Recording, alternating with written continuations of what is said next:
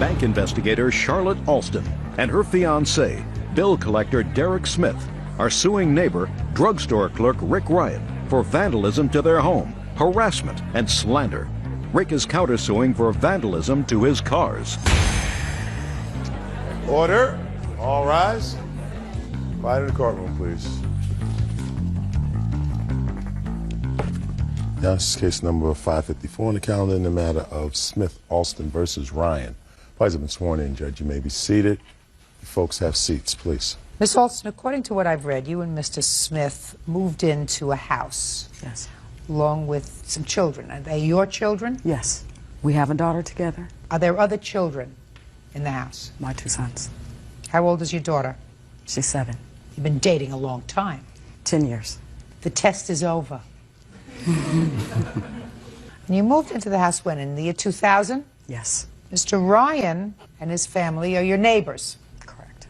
And according to your complaint, there has been a series of harassing behavior as well as some vandalism that has occurred to your home caused by Mr. Ryan and his children. Mr. Ryan says that the harassment is really yours and that you have been harassing him, his children. You have foster children? Yes. How many foster children do you have? 2 foster children, 2 adopted. Are these your 2 foster children? Well, one's adopted, one's a foster. In any event, I have a claim and a counterclaim, each for a substantial amount of money for the harassment and damage to property. And I gather, Ms. Alston, from your complaint that you are, in fact, selling your house and moving. Yes. Because of this problem. Yes. That's very sad. Okay. When did the problem start? 2001. Tell me about it. Well, when the children started going to school, they befriended his foster children. One incident occurred where Royce had received a scooter for Christmas, which his son broke about a month later, and they had a fight about it. You got into a fight with him? Tell me about that. Stand up there next to your mom. You stand up there. Did he break your scooter by accident? It was on purpose. Tell me how he purposely broke your scooter. He threw it on the sidewalk and it broke the handles. Why did he throw it? I don't know. Was he just being careless? Or was he angry? Why did you break your scooter? It was an accident. I was just swinging it around and then slipped out of my Slowly. hands. It was an accident because I was swinging it around and then it slipped out of my hands. you were swinging it around.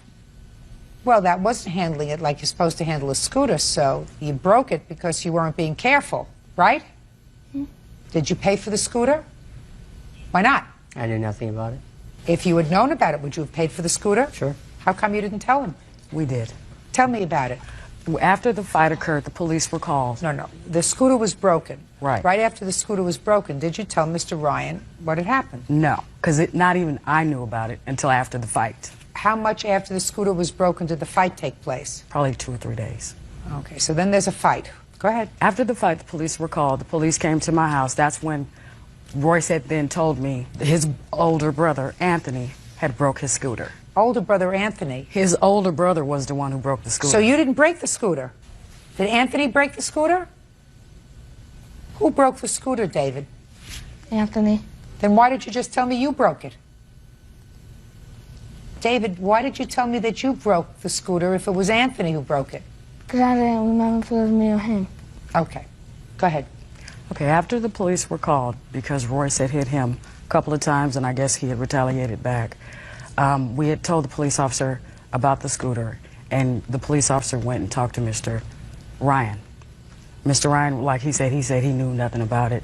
He never offered to pay for the scooter, so we just basically said we'll get our son another one. Okay, so that was first thing that happened. Now, did that start the trouble? Yes. Go ahead. About 2 weeks later, they got a scooter or whatever, found a scooter on the street or whatever. The kids saw it and said, hey, are you going to replace our scooter? And he said, no, we're not going to. David said no? Was it David? Yeah. Okay, David. So what Royce did, he got upset. He took the scooter and threw it in the garbage. After Not that, the right thing to do, Royce. Right? Okay. so I guess he went to go look for the scooter, and it was gone. And ever since then, we've been having a lot of chaos with this gentleman. With the gentleman or with his children? No, with him. Well, tell me about it. Royce was outside. He was walking home from Greer, which is a park that's right around the corner from our house. Frederick Ryan was outside and made a gesture to Royce, hey, would you like to own one of these? Which was a water scooter or jet ski. And Royce looked at him like he was crazy. After that, Frederick came across the street to my house and requested to speak to Royce's parents. We weren't home. My car had broken down and Derek had come to assist me. So we weren't home yet when he came over. Well, when he saw that Royce was there and it was just Royce and my son Laurel, he grabbed my son Royce by the neck. Well, you weren't home, so you don't know what happened. No, I'm just going off of what the witnesses told me. I will hear it from you. Your mother is telling me about an incident when Mr. Ryan came to your house. Do you remember that incident? Yes. Your parents weren't home? No. Tell me what happened. Royce had came in. He told me how Rick said you wish you had a jet ski like mine or whatever. You mean Mr. Ryan? Yeah. Mr. Ryan said, you wish you had a jet ski like mine, and then Royce came into the house. Yeah. Royce, when Mr. Ryan said that to you, did you say anything to him? Nothing? Didn't call him a name or anything? I just looked at him like, in shock. Go ahead. 5 minutes later after he came in, all of a sudden you hear a loud bang on the door. I'm thinking it's him and his friend playing. I told them to stop. A couple minutes later, you hear it again. So I was in there washing dishes and I stopped from what I was doing. And it was Frederick with his hands on my brother. Mr. Ryan? Mr. Ryan. He had his hands on my brother's neck, throwing him into the door. I came out, I pushed him out. Put your hand down, sir. He was in the house. I pushed him out and I told him, why are you on the property? He looked at me and laughed. And so I pushed him out of the house again and told him, you need to get off my property. And then he tried to grab me. He had me like this. I had him like this, and I told him, you're not going to do like you just did my brother. You need to get off my property. And he left? My 7-year-old sister had called the police, and he heard that, and he left. Did the police respond? Yes. You have a police report? I do. I'd like to see it, please. Judge Judy? I didn't ask you anything yet, Mr. Ryan.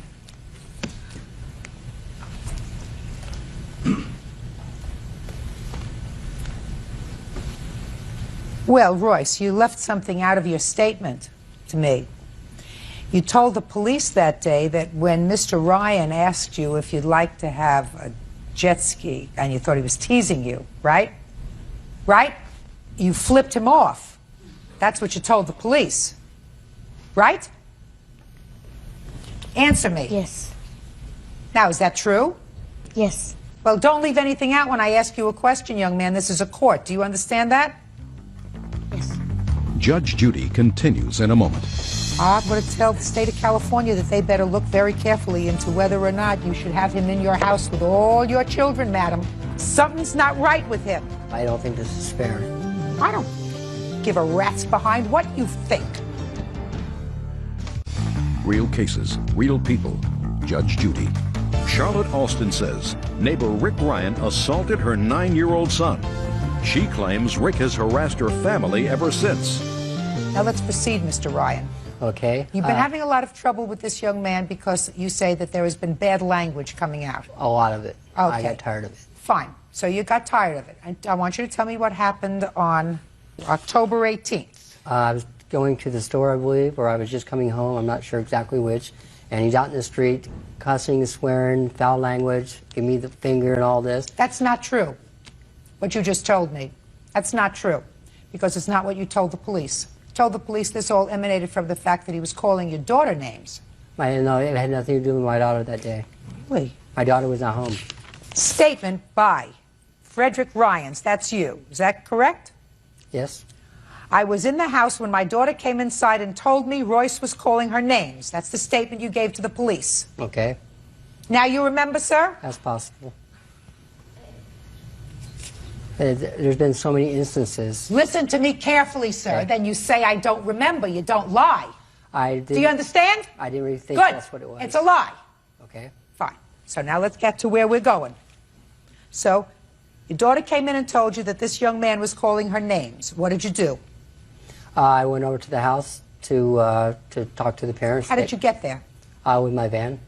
How far do you live? Right across the street. Then you got in your van. I was going somewhere, so. You're a liar. No. Oh, yes, you are, sir. You got in the van for the purpose of intimidating. I have statements from witnesses, from your neighbors. Listen to me, sir. On your best day, you are not as smart and as clever as I am on my worst day. Do you understand that, Mr. Ryan? Sure. If you don't remember something, say, I don't remember. I'm going to read you another statement. You told the police, I followed him, and when I got to the front door, his older brother was there. You didn't tell the police that you were going out and getting into your van. You just stopped by the house. You said, I followed him. Yeah, I pulled up to the house right there and went up to the front door to talk to the parents. I watched Rick pull up in his van and chase Royce into the house. That's not true. Well, that's from an independent witness, sir. Well, That's from an independent witness who was spoken to by the police.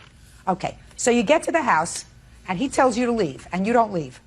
You put your hands on him. Nope. Did you leave? I asked to speak to his parents. Did you leave? He said his parents weren't home. Did you leave? He showed me. Did you leave? After he pushed me and told me to get off the property, I pushed him back. Let's move to the next incident, please. Okay, right after that on 10/29, again, Mr. Ryan approached my child. My child was outside on his way to football practice. He drove up on the sidewalk and deliberately tried to run my son over. Go ahead, I'll hear you, Mr. Ryan.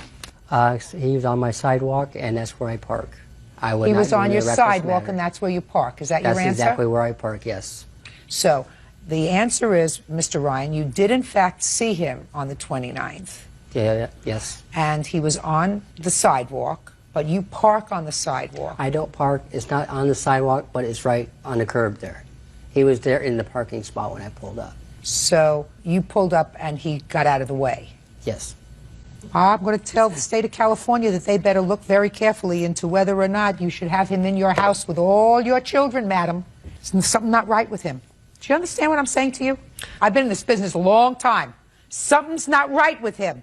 He's picking on a kid. Put your hand down. You're supposed to be the adult. Well, I don't think this is fair. I don't give a rat's behind what you think, Mr. Ryan. I came into this case as a blank slate. Right. I said to myself, I can't believe he's a man, he must love children, he has I do. foster children, and yet I'm listening to a series of Lies. Provocative acts by an adult against children. One where you actually put your hands on him. That's not true. Oh, yes it is. You No. actually put your hands on him. If I put my hand on him and slammed him up against the door, ma'am, I would, if it was my child, I would take them to the hospital. Excuse me. I want to tell you something. I find that you put your hands on him. No, I have not. Oh, I find that I he would puts never his do hands that. on you to get you out of his house.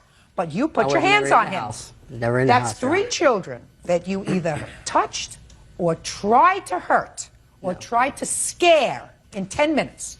Now, is that the kind of person that I think should be taking care of children? That the state should entrust children to? The answer, madam, is no. I now want to hear about your allegation of vandalism against Mr. Ryan. Okay, November 10th. My daughter and my younger son were outside playing, and I guess she was 6 years old at the time. Went across the street and doorbell ditched his house. What does that mean? She went across the street and rang his doorbell and ran back across the street. Not smart. She was You're only 6-year-old. She's 6. Not smart. And when he came out and saw her running, he called her Mr. Smith. When Royce came in and told his dad what had just occurred, Derek went over there to talk to find out what had happened. When Derek went over there, he immediately said, if you don't get off my property, I'm going to shoot your house up. At that time... Well, just a minute. Were you there? Yes, I was. Did you hear it? Yes, I did. Did you hear it? I heard it. I was right there in the garage. Okay. After that, Derek said, I need to know why you just called my daughter out of her name. Why would you talk to my 6-year-old daughter in that tone of manner? At that point, his wife comes to the door yelling, if you don't get off my property, we're going to do something to you. So she goes back into the house as if she's going to get a gun. I go over, I grab my fiance. Well, she went back into the house. She went back into the house like she was going to go get something. Police. When I saw that, I deliberately ran over and grabbed my fiance and said, let's get out of here. These people are crazy. Okay, stop. What was the vandalism? The vandalism was he shot through our window November 21st. Did anybody see him do it? My son did. He didn't actually see him. He heard his door open. When he opens his door, it squeaks a lot. And just before my window was shot, because I was in my room at the time when it was shot through, the door squeaked open. When it was shot afterwards, his door squeaked again, and it sounded like it shut. That's not very strong circumstantial evidence. Some, considering the history, but it's not sufficient enough for me to find an act of vandalism on Mr. Ryan's part. Okay. I'd like to hear the first act of alleged harassment against you, Mr. Ryan. On the 30th of December, he was cussing and yelling out the window. Then Who was cussing and yelling out the window? Royce. Royce, the little one. Yes. Then 2 days later, on the 1st, my oldest daughter, who's not here, who's 17 and a half, went to Placerville with her boyfriend. And she was just coming home. And right after that, she came in the house and she saw him going along my wife's car, scraping it. Where's your daughter? She didn't come. Well, then I'm not interested in what you have to tell me, because if you didn't see it and she's not here to tell me about it, it never happened. Do you understand? I saw them run across the street. Excuse me? She saw them run across the street. Step up. They were in the yard. Step up. No. Hold on. They were. Okay, what date did this happen? January 1st. January 1st. Okay, tell me what you saw. I saw the little one by the side of the car, and when he realized it was me, he ran across the street. So you didn't see him do anything? Is that right? Yeah. Okay. Let me tell you what you should have done, Mr. Ryan. When one of your children broke his new scooter, you should have been the right kind of neighbors and gone over to the Smith Alstons and said to them, "We're sorry my son did that. I'm going to replace it," because that's what you're supposed to do. You should have gone over there. I'm not excusing bad behavior. Yours. You understand? I think that you have a fresh mouth. Royce, does your mom know you have a fresh mouth? Yes. He does, you know. Yes. You know, he looks like a sweet little angel, but, you know, I know that he can be a nasty little kid. Not necessarily his brother, who looks like a relatively mild guy. But this one's a brat. Judge Judy will continue in a moment. I heard not one incident, Mr. Ryan, or Mrs. Ryan, where either Miss Alston or Mr. Smith acted inappropriately with your children. There may have been instances with their children acting inappropriately with your children, or acting inappropriately towards you, calling you names, this little fresh mouth over here. But I haven't heard one incident where these two people acted inappropriately with you or your minor children, because that's what caused them to sell their house, the fact that adults who were supposed to know better were intimidating their children, that they can't tolerate, then they have to move. And for that, you have to pay. Judgment for the plaintiff in the amount of $5,000. Defendants get nothing on their counterclaim. That's all. Parties are excused. You may step out. Judge Judy will continue in a moment. We tried to get a restraining order. Basically, I have tried to talk with him. We argued for an hour and a half. There's nothing but constant lies. Verbally, but to no avail. And it's ridiculous. This man has severe problems. He needs help. And now the next case. All parties in the matter of Spear versus Green. Step forward, please. 22-year-old waitress Jamie Spear is suing the father of her child, 20-year-old Job Corps worker Antoine Green, for the cost to fix her car. Jamie says Antoine caused her to crash into a telephone pole. Ms. Spear, you and the defendant have a child in common, and it is your claim that the defendant caused your car to be totaled. Yes, ma'am. You were driving the car, but his actions caused your car to be totally wrecked. The defendant says that it was your fault, that you were arguing with him, and you had no business driving anyway because your license was suspended. Is that your defense, sir? Yes, ma'am. How old is the child that you share? 2 years old. Now, what was he doing in your car? Okay, he went to Job Corps about a year ago. He just got back and he just got a job. This is the first job he's had in going on 2 years. So this is the first real child support. You went to Job Corps? Yes. What did you do in Job Corps? I took up a trade, brick mason. And you came back and got a job as a brick mason? No, I came back and got a job as I'm working for the city of Winston-Salem right now. Go ahead. Okay, he called me that day because he was getting off work early. He wanted me to take him to cash his first check, and I agreed. And so, being this his first check... Okay, so far, was that your first check that you were getting from your job that day, sir? Yes, ma'am. And did you ask her to come and pick you up? Yes. Okay, so I picked him up, and he wanted me to go cash his check, and we're on the way, and we decided that we weren't going to go through the court system to get child support. He wanted a chance to just give me money or pay for her. And so I asked for $40 a week. As we're going to go cash the check, I said, okay, this is what I want from you. Mind you, I haven't had any child support up until now. So he started telling me that he wasn't giving me money for me to go partying with or to waste and spend on myself. And it hurt me because I've been doing all this by myself. So that started a heated argument, and we started arguing. We were driving down the road. He got mad. He reached over. He grabbed the steering wheel. He didn't just grab it and, like, make it move and make me lose control of the car. He grabbed it, pulled it down to right here, and held it. So we went up on the sidewalk. We hit a tree. It kind of sideswiped, and then we hit a telephone pole, I think it was, in front of that, which stopped the car. Luckily, there wasn't a scratch on any of us, but the car is totaled, and my daughter was in the car. We could have all died. We were lucky. Who takes care of your baby? I take care of her. When I go to work on the weekends, his mother keeps her. So you only work on the weekends? No, I work on Monday nights and Thursday nights and Friday and Saturday. You get any sort of sustenance from the state? No, just I had daycare assistance, but that's it. How many days a week? 5. Well, what do you do when your daughter is in daycare? Well, I was working lunches, but I wasn't making enough money, so I had to go back to working dinners. Why don't you find another job to do if you're getting daycare? I'm going to school in January, and I'm trying to find a second job. I am. Why don't you work breakfast and dinner and lunch? I mean, if the state is paying for your daycare, Miss Spear, they're paying for your daycare not so you could stay home and watch soap operas in the afternoon. They're paying for your daycare so that you can be out there working. Right. Now, you have a suspended driver's license? I do. Why were you driving? Well, actually... Not actually. Why were you driving if you're not supposed to be The driving the car? day that the accident happened is when I found out that my license was revoked. She came back to me and said that your license had been revoked. Why was it revoked? Because I had an outstanding ticket. For what? For speeding. That you didn't pay? I haven't had the money to pay. Well, that's because you were home watching soap operas instead of working lunches. Now I'll hear you. Did you know, Mr. Green, that Miss Spear had a suspended driver's license? Yes, when I you knew called that. her? I knew that.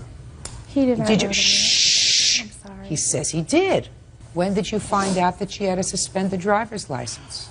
I found out when the accident happened. Oh, so you didn't know? Yeah, I know now. It's not what I asked you. I want you to try to follow what I'm saying. Okay. Now you tell me your version of the events. You called her up and she turned off her TV and she came to pick you up. Is that right? Yes, ma'am. Go ahead. Pick it up from there. So she picked me up from work. I got off early, and the first thing she asked me is about the child support. She wanted me to give her $40 a week. She wanted Now, how much more was that than you had given her all of last year, sir? Last year, how much were you giving her a week? I wasn't giving her pretty much. What? I really didn't have a steady job then. Just a minute. Oh, now I understand. So, you didn't give her anything last year. I gave her something. How much? If I could, about $50, if I could. So you gave her nothing last year. And the year before, how much were you giving her a week, the year before? A week? It was close to a couple of $100. A week? Yeah. Really? You were giving her a couple $100 a week? Yes. That's a lot of money. Where were you getting a couple $100 a week from? I had a good job then. So why did you go into Job Corps? Because I wanted to get a trade to make more money. Well, you didn't do that. No. It didn't help you. No, I'm still working on it, though. You gave up a job where you could afford to give her $200 a week to go into Job Corps? How much were you making at this job? $300 a week.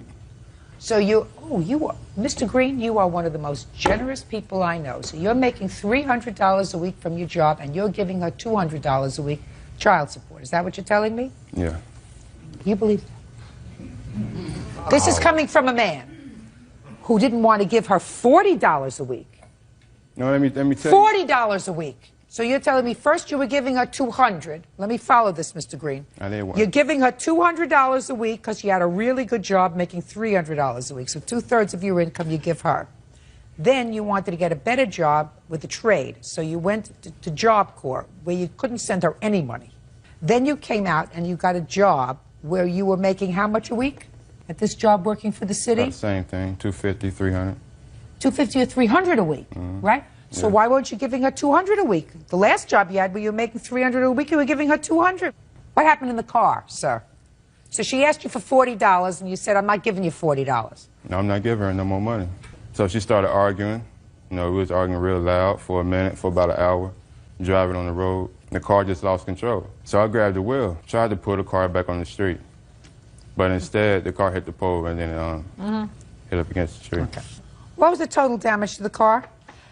I wasn't able to get an estimate because I can't afford to get the car towed anywhere. It's not drivable, and I can't afford to have anyone come out and look at it. When did you buy the car? In February of 2002, this year. And how much did you pay for it? $1,600. Okay. And then the value of the car is valued at $2,600. I don't care what it's valued at, madam. Ms. Spear. And then You think that I believe he's totally responsible for this? I don't believe he's totally responsible. I believe that you're partially responsible. You don't have a fight in a car with your baby in the car over anything. You stop the car and you say to him, get out. Stop the car, pull over, and say, get out.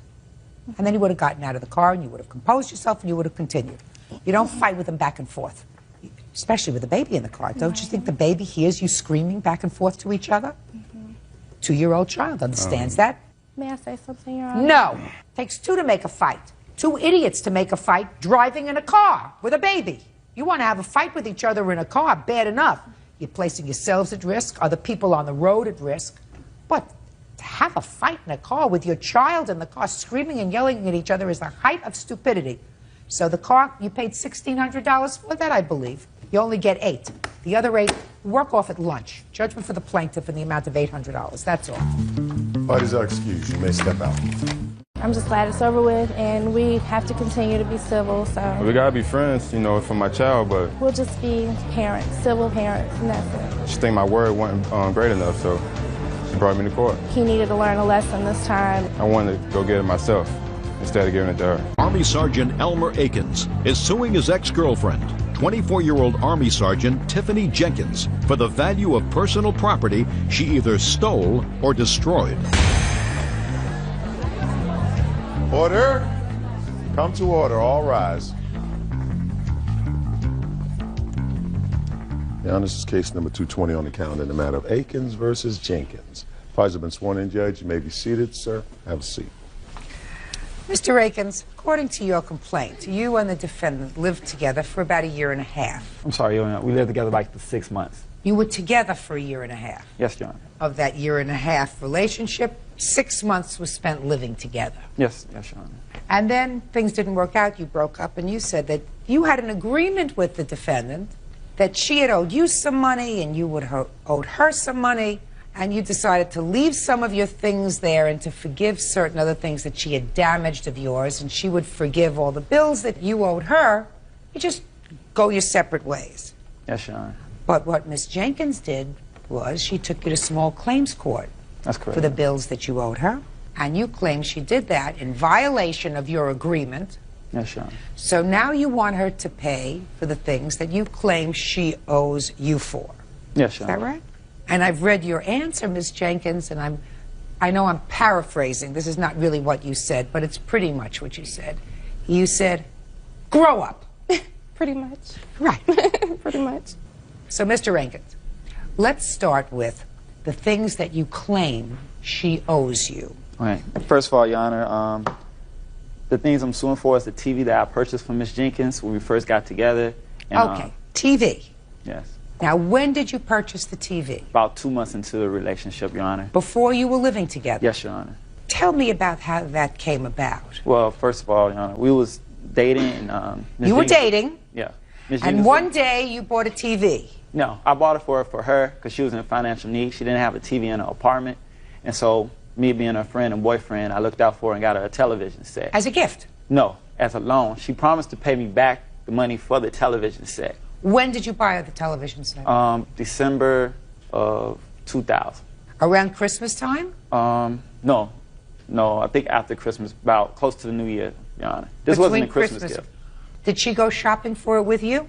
Yes, Your Honor. Is that right? Yes, ma'am. Tell me about the TV. It's a Panasonic 27-inch. Was there an agreement to pay him back for the TV? No, ma'am. He bought it for me because he bought it because I didn't have a television. A couple of friends had let me borrow a television, but he said that he would get me a television, and it was before Christmas. It was December 2000, before Christmas. Okay. Now, from December of 2000, Mr. Akins, until the time you broke up, which was when? Beginning of May, Your Honor. Long time. Did she make any payments on this loan for the television? She gave me $50 after that initially, and then she also had other expenses, like she used to get her car towed all the time. No, you're not paying attention to me. Don't try to get ahead of me. Mr. Akins, do you think that you think that I'm going to forget my question? Oh, no, Your Honor. You know, I'm not that old, sir. Did she make regular payments to you after December of 2000? Yes, Your Honor. She gave me $50, Your Honor. When? She gave me about 2 months afterwards. Is that right? No, I didn't give Get you out any of money here. for You doesn't the even remember. What did you have for lunch yesterday? Your Honor, she did make the payment. She gave me a payment on the television. Good. She made a $50 payment 2 months after that. Yes. And what about the rest of the money? And it never came up again, Your Honor. Never came up again, and then you moved in together. Then we moved in together, And did you both watch the 27-inch Panasonic? No, well, that TV was in her bedroom, Your Honor. Later on, she bought me a television set, and then after we broke up, she wanted me to pay her back for the television set. So as we was leaving, as we was breaking up, I said, well, why would I pay you back? I bought you a television set for $400, and you never gave me a dime for it. We had an agreement during that time that everything was split even. You are just going to continue to go your way, and I'm telling you that I control my space. I understand. So I have questions. When I finish with my questions, if I need any more information, I'll ask you, Mr. Akins. I understand, Your Honor. So that's one thing that you're suing for, the TV. Yes. Right? That was purchased before you moved in together. Yes, Your Honor. What else? A mixer and a crock pot. Tell me about the mixer. The mixer I bought at Best Buy for the defendant, for our household goods, because we was together. So I bought it for the household. And the crock pot for her, Your Honor, because she wanted it. A mixer? A mixer, a And $200 mixer. $200 mixer. What about the crock pot? Crock pot was like $50. I have prices right here from Best Buy. I don't want the price from Best Buy. I want your paid bills. Well, I don't have the bills, Your Honor. They were left at her house, at her residence right now. I have the receipts. I have the receipts. Whose name are they? His? No, my name. My credit card name is on the receipts. Let me see. The bills weren't paid in the credit card. It was paid through me, through my employee discount for the crock pot and the mixer. She didn't purchase the crock pot and the mixer. Ma'am, we both work at Best Buy, so it was both of us have the same employee discount. Here's the receipts for the mixer and the crock pot. If you look down, you see my credit card name at the bottom, Tiffany Jenkins. Power stand mixer was $39.60. Where do you get $200? The mixer is worth $200. The judge told me I have to come back. When I went to small claims court, she had to add sue for the original price of the mixer. Let me ask you a question, sir. If you want to go to small claims court and go before some person who told you that you're entitled to $200 if you're successful on something that you paid $30 for, I think you ought to go and find her. That doesn't happen here. Even if I found that you bought this thing and that you were entitled to it, you could go to you still work for Best Buy? Yes. Go there and spend another $30 and get another mixer. Why would I give you $200? You're just annoyed because she won a judgment against you. That's why she said grow no, Your up. Honor. Me too. I'm not annoyed because... Then we have a crock pot, which you said was $50, which was $14. 14. I haven't seen these receipts. Yes, ma'am. $14.70. I haven't seen these receipts. He never seen a receipt because I purchased it. No. Show him the receipts. Judge Judy continues in a moment. There was no verbal agreement. We lived together for 2 years, and you telling me we had a verbal agreement. We were together. Speak not! Real cases, real people. Judge Judy. Elmer Aiken says ex-girlfriend Tiffany Jenkins owes for property she either stole or destroyed. Tiffany says Elmer needs to grow up. What else do you claim she owes you for, Mr. Aiken? On 2 occasions, the defendant came into my apartment before we lived together and destroyed my personal property. Okay, just a second. I read that. You said that that was sometime in October? Yes. And then you moved in together? Yes. Why did you move in together? Well, she came to me with a sad story, talking about, oh, we had scheduled to move in together, this and this and that. Oh, I can't afford to move in together. What's this and this and that? I can't afford to move and get a place on my own. So I was like, okay, we can reconcile, we can get back together, and we can try to make this work. Very good. Then you forgave her all the things that she allegedly broke when you had... No, I didn't. We never talked about it, Your Honor. You never talked about it? That's what came at the end. Why do you expect me to talk about something that happened 2 years ago this is where I'm coming to, Your Honor, with the agreement at the end. Mr. Akins, don't try to talk over me. Now I've got the drill. You want the things that she allegedly broke, and then you want the mixer and the crock pot, receipts for which she has that are in her name, that all amount to maybe $40. Then you want a TV that you purchased for her before you were living together 2 years ago. Now you're going to explain to me about your agreement. And I also want for a rider bill. I moved in her stuff out of her old apartment into the new apartment, and I also pay people to move her. I have the rider bill right here, if you want to look at it, Your Honor. I don't. It's not even in your complaint. It's not in your complaint. Well, I have to take that up later. You can't take that up later, Mr. Akins. I'm going to tell you why. Because you have one opportunity to file all claims that surround the same incident. You can't pick and choose and say, well, I'm going to sue her today for the mixer, tomorrow for the crock pot, the next day for the television, and then 2 weeks from now I'm going to sue her for the TV, because that is called harassment. Well, that's called harassment. Well, Your Honor, she sued me. Shh. Listen to me. So, if you didn't include it in this claim, this rider bill, that claim is forever over. I want you to understand that. Now you can tell me why her suing you and what she sued you for caused you to file this lawsuit. Well, at the end of the relationship, she said I owe her money for a television set that she purchased for me. During the time that we was living together, she moved in one of her best friends into our apartment. Her friend was supposed to pay me $400 for back rent. I said, we could do this. She won't have to pay me the $400. She verbally told me she was going to give me and give it to you, and we'll be settled, and the whole thing will be over. After that agreement, she got with me, and I say, okay, I'll pay her back for the television set that she purchased for me just to get her out of my life. Later on, a week later, I get a summons that I'm getting sued for the same television set that I'm paying for and the back rent, even though we had a verbal agreement from the inner relationship that the whole thing would be over and that each of us would get on with our lives. Was that clear as a bell to you? I have no idea what this man is talking about. I don't either. It's all complicated, Your Honor.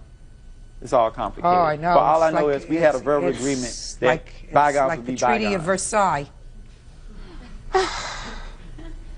Miss Jenkins. Yes, ma'am. Is there anything you want to say to me? Okay, there was no verbal agreement after, when I went to camp. Your Honor, we lived together for 2 years, and you telling me we had no verbal agreement. Well, we lived together for 6 months. We were together. Speak not! Listen to me. You bought the crock pot? Yes, ma'am. That's here. You bought the mixer? Yes, ma'am. That's here. I'm not interested in things that you may have broken before you moved in together. He forgave those things because I assume that after you moved in together... Quiet! That after you moved in together, you did share a bedroom, did you not? Yes, ma'am. And you did share a bed, did you not? Yes, ma'am. Why? Somebody gets angry because you broke their best Baccarat crystal, then you don't share a bed together and get up in the morning and say, you're going to pay me for that glass tomorrow, remember. That doesn't usually happen, so forget about that. Now, as far as the television is concerned, I don't find that that was a loan. No, ma'am, it wasn't. But I'm just curious. He says there was another television set purchased. Who purchased it? He purchased the television with my credit card. I came from out of town, and he had a sale auction at his store, and he went and bought the television for me. The television was, You're talking about 2 years ago? No, ma'am. The new television. Okay. He bought it with my credit card. I sent him to the store with my credit card to get it because I had drove 7 hours that day. I went to Cancun. When I came back, the television was gone. I asked him why he didn't take the television he paid for and leave. That's not true, Your Honor. That's not true. Shh. Just a second. When I came back from Cancun, he was gone. Oh, just a second. So he took the TV? Yes, ma'am. He took the TV that was purchased on your credit card that you are still paying for? Yes, ma'am. Ah, I gotcha. Yes, ma'am. Mr. Jenkins, I have a relatively good short-term memory. When we started this case, I said that Ms. Jenkins, in her answer, seems to be saying Why doesn't he just grow up and get on with his life? Well, Your Honor, I think that's a very good idea. Well, Your The case Honor, is dismissed. Grow up, Thank get you. on with it. These are excused. You may step out. Don't sit there and drag somebody to court just because you have a grudge. I looked out for her, but she screwed me in the end. Just trying to be evil, that's all. And now the next case. All parties in the matter of Schwab versus Fadin. Step forward, please. Office manager Bonnie Schwab is suing travel agent Giancarlo Fadin for the cost of 2 tickets to Greece. Bonnie says she won the tickets in a raffle, and Giancarlo reneged on the prize. Miss Schwab, you were the lucky winner of 2 tickets to Greece Yes, I was. about 2 years ago. May of 2000. And where did you win these tickets? At the Valley Greek Festival that they have every year in May. Was it a raffle ticket? It was a raffle ticket. A girl I work with, her children go to school there, and I bought tickets. And due to circumstances, according to your complaint, you were unable to use the tickets for a while. The defendant had donated the tickets. You have a travel agency, sir? Yes, Your Honor. Now you want to use the airline tickets. The defendant says you waited too long. That's your defense. Is that pretty much it? Pretty much it. Real cases, real people. Judge Judy. Bonnie Schwab says after entering a raffle at a Greek festival, she won 2 tickets to Greece. Bonnie claims travel agent Giancarlo Fadin is trying to renege on the prize. Do you have a copy of the stub, your contest stub, or any other literature from the I contest? have a letter from the church stating that I won first prize in the raffle. Okay.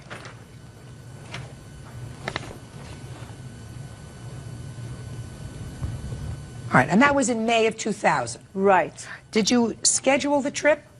We scheduled a trip. Mr. Fadin gave us an itinerary when we went to see him in Who's we? My boyfriend at the time. We went to see him, and he wrote us an itinerary. We discussed with him that we would like to go to Italy. Mr. Fadin said we could go to Italy instead of Greece, so he prepared an itinerary. At And that this time was done in January? of 2001. And when were you planning to take the trip? May of 2001.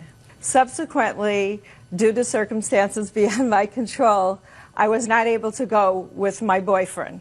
So I called Christine, Mr. Fadin's wife, and asked them if I could put the trip off until October of that year. And they agreed to, of 2001, and they agreed that they would do that. So far, is that correct? Yes, Your Honor. Then what happened? Well, then the summer passed, and then September 11th happened. I was afraid to travel, especially to Europe. Being an American, I didn't know what would happen. The airlines and the airports were crazy. So I wrote them a letter and faxed it to them in October, and I received no response. I asked them to call me. Do you have a copy of that letter? Yes, I do.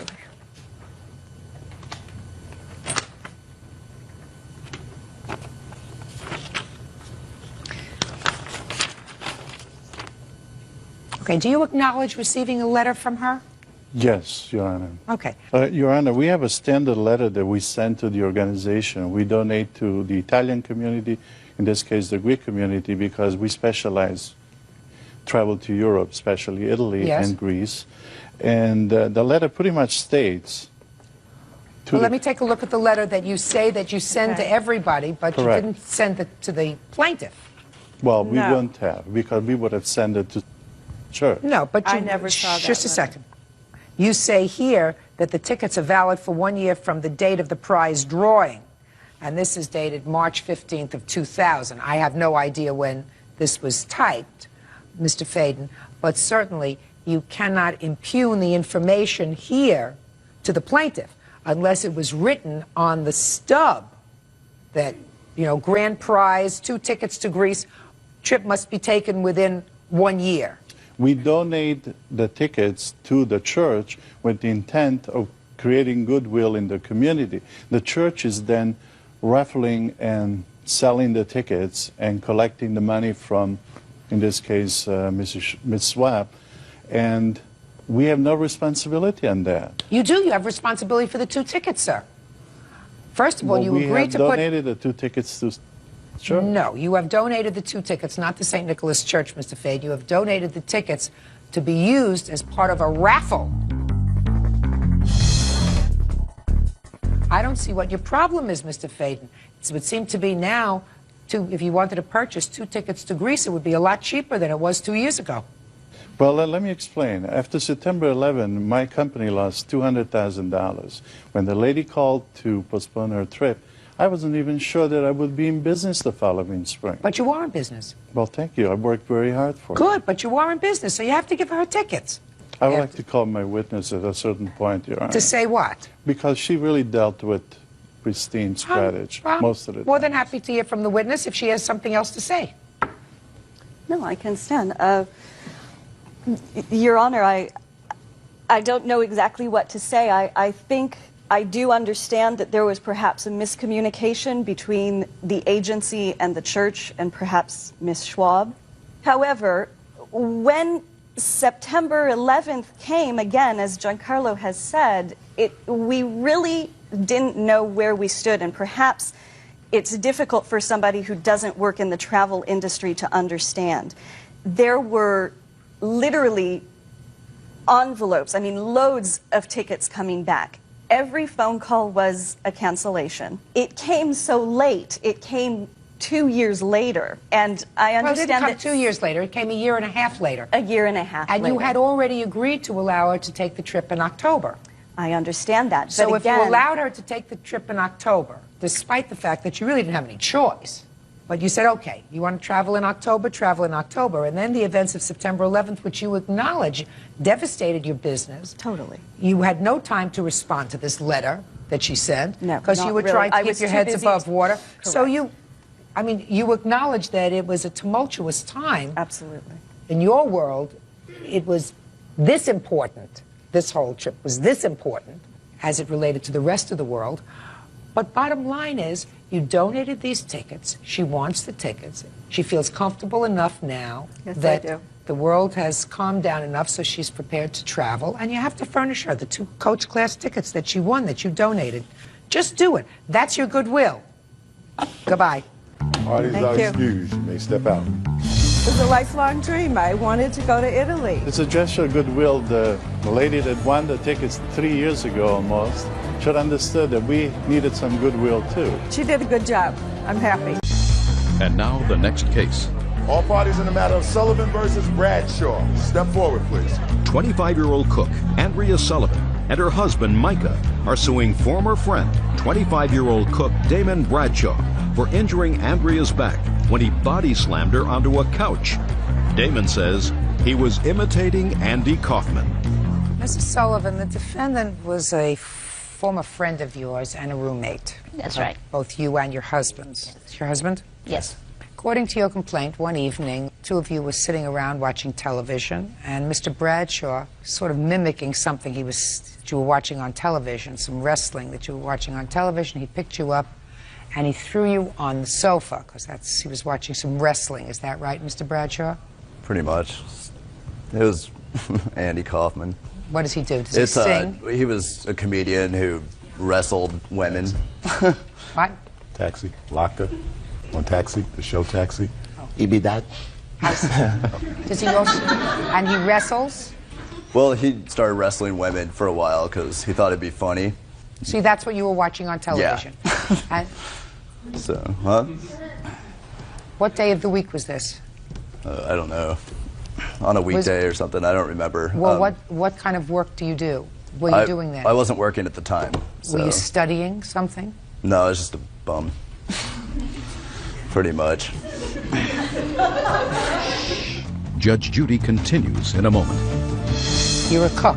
Yeah. Did you go to school for that? No, I didn't. Would you give me the name of the restaurant, Bert, and I want to make sure to take it off our list.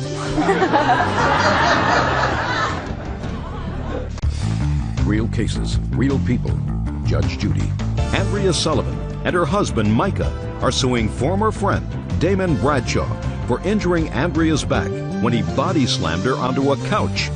Damon says he was imitating Andy Kaufman. Anyway, you picked up Mrs. Sullivan and you threw her on the couch? I didn't throw her. Tell me what you did. Well, we were getting wasted, and we were up all night long watching TV, and he had to go to work, and so we were watching Man on the Moon about Andy Kaufman, and I thought it looked pretty funny. I said I could kick any girl's butt. And Don't do that to the table. Sorry. It's irritating. And so I grabbed her, and we were wrestling around, and I took her, and I like put her on the couch, and she landed on, I guess, a bar or something in the couch, and I hurt her back. Then we called him. He came over. Oh. What kind of work do you do now? Now I'm a cook. You're a cook? Yeah. Did you go to school for that? No, I didn't. Would you give me the name of the restaurant? Bert and I want to make sure to take it off our list. Could we have the name of the restaurant, please? Put that down, Bert. It's really good. It's off the list. It's off the list. Off the list. All right, he threw you down on the couch. You hurt your back. Is that right? That's right. We weren't wrestling, though. Mr. Bradshaw said that you were both drinking. Is that true? Yes. What do you do? I am a cook also. Did you go to school to be a cook? No. What's the name of the restaurant? And what do you do? I'm a student. Did you see a doctor? Yes. I went to a chiropractor. Can I see, please, the bills from the chiropractor? When did you first start to have pain in your back? As soon as he dropped me onto the couch, that he slammed me down onto the couch. Was there a bar there? He says yeah, there was bar like there. a wood frame bar that I landed on, and They weren't really wrestling, though, Your Honor. He always says it like that they were wrestling and having a good time, but he just He wasn't picked her up wrestling. and He was being an idiot. Yeah, he just grabbed her and threw No, her excuse me, down. he wasn't being an idiot. Yes, He was an he did idiot slam me practicing It was his just like craft. Rough House. Yeah. I don't go around beating women up. You didn't do it, sir. You didn't hurt her on purpose. No. I want to explain something to you. I don't believe that you hurt her on purpose. I believe that you hurt her because you were an idiot. Judge Judy is ready to rule. Whether you hurt her on purpose or you hurt her because you're an idiot, you still hurt her, and it's your fault. Do you understand? Yeah. You had medical bills in the amount of $3,567. Is that right? yes. Listen, I hope a lot of other people go to, what is this, to eat? Yeah. So you're going to need it. Judgment for the plaintiff in the amount of $3,567.56. Thank you. Parties are excused. You may step out. Judge Judy continues in a moment. They weren't really wrestling. I mean, he just grabs her and throws her down. He wasn't there. He doesn't know what happened. It wasn't like an act or anything fun for her at all. We were completely annihilated, hanging out, watching movies and roughhousing. I don't know. I came home and there she was. I didn't think she was going to walk again. 19-year-old student Allison DeGrace and her mother, Barbara DeGrace, are suing Allison's former landlord, contractor Stephen Rossi, for causing her to move out after only one day. Allison says Stephen crossed the line. Order. All rise. Quiet in the courtroom, please. Your Honor, this is case number 260 on the calendar in the matter of DeGrace versus Rossi. Parties have been sworn in, Judge. You may be seated. Ma'am, have a seat, please. Mr. Grace, you rented a room from the defendant. The tenancy lasted one day. You want your money back, and in addition to your money back, you want some punitive damages you claim for invasion of your privacy. Mr. Rossi said you left of your own volition, you broke the terms of your tenancy, and you don't get any money back. Correct? That is correct. Okay. What kind of place did you rent to her, Mr. Rossi? Room inside of a privately owned home. You're the owner. Yes. So you rented her a room in your house with kitchen privileges, I assume? Correct. How much did you charge her in rent? $325. And what other money did she give you? First month's additional for utility expenses. How much did she give you in total? $575. Had you advertised for this room? Yes. Where? Buffalo News. Are you legally able to rent in your home? Correct. You are legally able to do that? Sure. She signed the lease? No. How come? There was no written contract. Why not? Didn't feel the need to. If you have a tenancy, then you have a contract. It says what your rent is, what security deposit, what it's for, that it'll be returned, what you're going to do with the security deposit, put it in an interest-bearing account. I mean, you want to do all these... There was no mention of any security deposit, Your Honor. Well, what was the other $250 for, sir? Money that she chipped in for the utility expenses the first month. $250 for your utilities? Correct. What utilities cost you There $250? was no mention of any additional security deposit. Mr. Rossi, had you ever rented a room before? No. Never? No. Okay. Who advised you legally? No one. That's what I figured. Okay. Now, Mr. Grace, what date did you move in? January 1st. When had you seen the room? 3-4 days before it. And you spoke to Mr. Rossi? Yes. Who else lives in the home? His girlfriend. Just the two of them? Mm-hmm. Okay, how old are you? 19. Your mother. Sit down. Yeah, what happened on January 1st when you moved in? He helped me move my stuff into the apartment, and he was What acting very apartment? strange. It was a room. I'll get to that. What apartment? His apartment. I thought it was a house. No, it's not. What is it? It's an apartment that he is renting. It's an apartment in a building that he's renting? No, it's just an apartment, like a house, but he's renting. From whom? From his landlord. Is that true? It's a privately owned house, Your Honor. Do you own it? I don't own the house, no. That's what I asked you before. Did I ask him that question before? That's what you asked him. And what did he say? He said yes. He said, yeah. You are a renter. Yes. What do you do for a living, Mr. Rossi? Self-employed contractor. How long have you been a tenant? 6 years. In the same place? Correct. Did you have permission of your landlord to rent? Yes. Show me. I don't have anything in writing. Really? No. What's your rent? How much do I pay for rent? That would be the question, Mr. Rossi. $470. Plus what? Utilities. So your rent is $470, you're charging her $325. Correct. Go ahead, Mr. Grace. You say he's acting weird. He is weird. He was not charging me $325. He was charging me $350. Okay. I paid him up front the day before I moved in for $250 for utilities, and the day that I moved in, I paid him $350 for the first month's rent. He refused to give me a receipt saying that I paid him the $350. He said for tax reasons. Then he showed me and my father all these gas bills that he owed. He did not say that he couldn't pay them. He just said that they were too high. And that night, I fell asleep that night. He came in my room. His pit bull first, he didn't tell me he had a pit bull. His pit bull burst into my room and started attacking me, started jumping all over me, biting my arms. If a pit bull bit your arms, madam, you would know it. Mr. Grace, I don't want you to make up any stories It was to under embellish. the covers. You understand? Okay, yes. If a pit bull bites you all over the arms, you would have major scars, or some scars. I was under the covers. Oh, okay, so his dog came into your room, and it scared you. Mm-hmm. Go ahead. Then he came in my room smoking pot. He got the dog off of me, and he sat down next to me, and he started talking sexually to me. And he said, lie. No, it's not. He's the liar. You felt uncomfortable there, is that right? Yes, I did. Okay. Prior to your moving into his room, where had you been living? At my father's. Does your father live with your mother? No. How long had you been living with your father? For about 3 years. Why did you leave your father's house? I wanted to become more independent. Were you working? No, I was going to school. Full-time or part-time? Full-time. Who was going to be paying your rent? I was. If you're a full-time student, how are you going to pay your rent? I am on SSI. What's the nature of your disability? Depression, anxiety. And you take medication for that?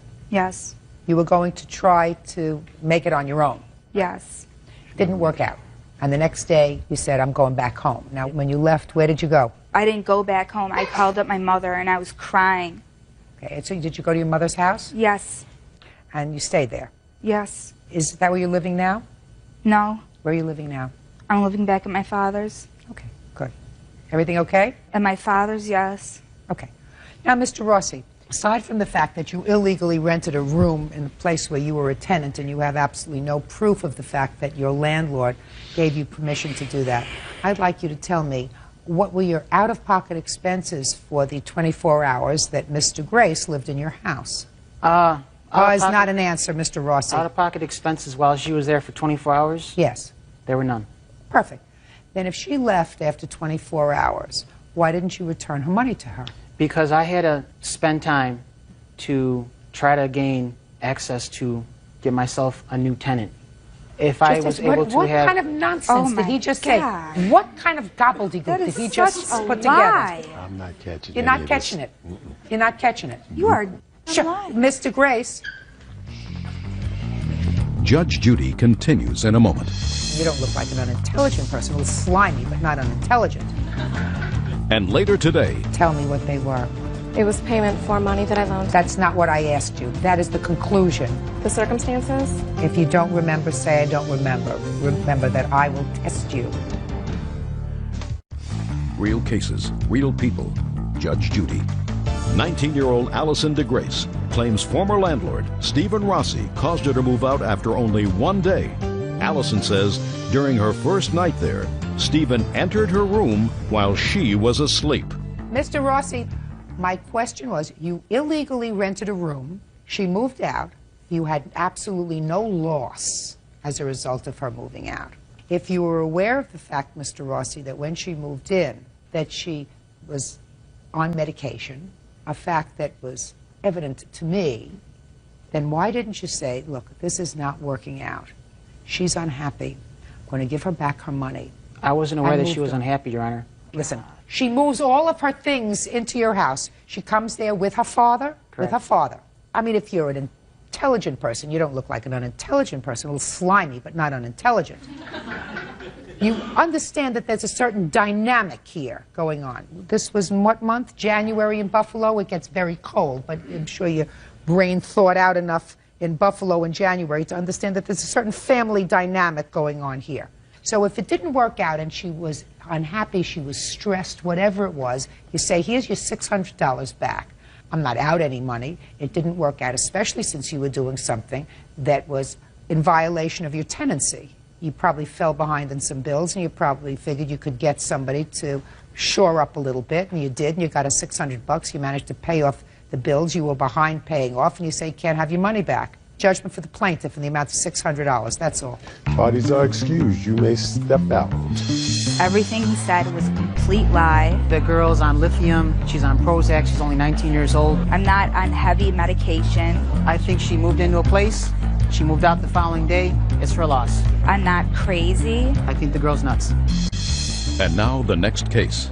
All parties in B. Miller versus Stewart. Step forward, please. Linda and William B. Miller are suing their former friend, social worker Peggy Stewart, for an unpaid loan. Peggy claims she never borrowed any money. Mr. and Mrs. B. Miller, it is your claim that you made 2 loans to the defendant, totaling in excess of $10,000. These loans were made some 2 years ago. One was a cash loan, well, not a cash loan, but a money loan in the amount of $6,000. And then, according to you, you paid 2 mortgage payments for her in excess of $5,000. Understanding the jurisdictional limitations of this court, you are suing for the maximum here of $5,000. Ms. Stewart says that there was never a loan, that while she did give you some money recently, small amounts, it was not to repay this loan, it was because you fell on some hard times and she was being generous. Is that right? Yes, Your Honor. Okay. So I want you to tell me when you made the $6,000 loan to her and show me proof by way of a check, a money order made out to her for $6,000. There's a check payment on 10/24/2000 in the amount of $500. Talking about $6,000. They were 2 separate. They're all separate checks, Your Honor. Let me see.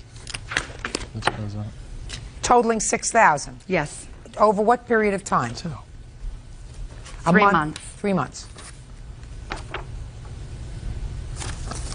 You endorsed these checks. Yes, ma'am. Those were rate break checks from off of a credit card. You got what I'm saying to you folks? I want to see proof that you gave her a check that she cashed or a check made out to her. I see checks made out to cash that at some point somebody wrote loan Peggy Stewart in the corner. Those were on there. Yes, ma'am. She was given cash in the amount of $6,000, and I can explain why they are the way they are. You can explain all you like, but if she says you never gave her this money, you don't get it back. Okay, Yes. Good. Explain it. She needed cash monies. I went to the bank. Peggy went with me. We went to the counter together. I made them out to cash. I made them out to myself. I endorsed them. I deposited them. I withdrew cash, and I handed it to Peggy. Did you take the cash? No, I did not, Your Honor. That is not true, Your Honor. What was the amount of the 2 mortgage payments? $24.99. I'm not Each sure. one? I'm not sure exactly of the amount. They offered to make those payments in exchange for staying in my guest house at the time. We were living communally. That's a at lie, the Your time. Honor. That's a No, lie, it's Your not. Honor. And we They have stayed in my guest house because she stated that she was afraid of being alone. They used my utilities, they cooked in my kitchen, they used my food. They wanted to stay with us in our guest Your house. Honor, that's not true. Just a second. Just a second. That's baloney. It's not true, Your Honor. Quiet! Now, they made almost $6,000 worth of mortgage payments for you. Did you pay them back? No, Your Honor. Why not? Because I didn't feel I owed it. Why She not? asked to pay for expenses. She induced me to accept her to pay these things. She didn't want me to go back to work. She wanted a companion at the time. Are you serious with me? Yes. I have documentation showing that she has a social phobia or an anxiety disorder. She Well, wanted she may have a social phobia and anxiety disorder, madam, but that doesn't mean she's fiscally stupid. Well, I mean, she can't prove this loan to me. yes. But if they made 2 mortgage payments for you totaling $59.02, Mm-hmm. and unless you can convince me that that was in lieu of rent or something else because they were staying in your guest house for a couple of months, then you owe them $59.02. Now, I would assume that you initially were going to take this case to a superior court, suing for the entire amount, which you claim is $11,000. Is that right? Yes, ma'am. Tell me what happened with that lawsuit. Can I speak? Yeah. We dismissed it because we were incurring too much monies continuously because it kept being continued. And it was kind of like, We were you know, told wasting. that we were spending good money chasing bad, that although we had... How much money did you spend on that lawsuit? To this date, $3,500. That is not including the $3,500 that we owe. So you spent $7,000 to collect 11. Is that what you're telling me? Yeah. We never Yes. collected anything. No, to collect it. Yes, ma'am. Pay attention. Yes, ma'am. Miss Stewart, I assume that you were at some point friends. I read that you were co-workers. Is that right? Yes, we were. We were co-workers. And you both had sexual harassment claims She against your lied. employer. Yes. Is that right? Yes, she lied, and she was very angry that I refused to testify on her behalf and perjure myself that she was raped by a co-worker whom she worked with and had a consensual relationship. Listen to me. Yes. I would like you to just answer my questions. Yes, Your Honor. And how much did you get from this settlement? I was told I couldn't disclose. You have a non-disclosure in Yes, the... I do, Your Honor.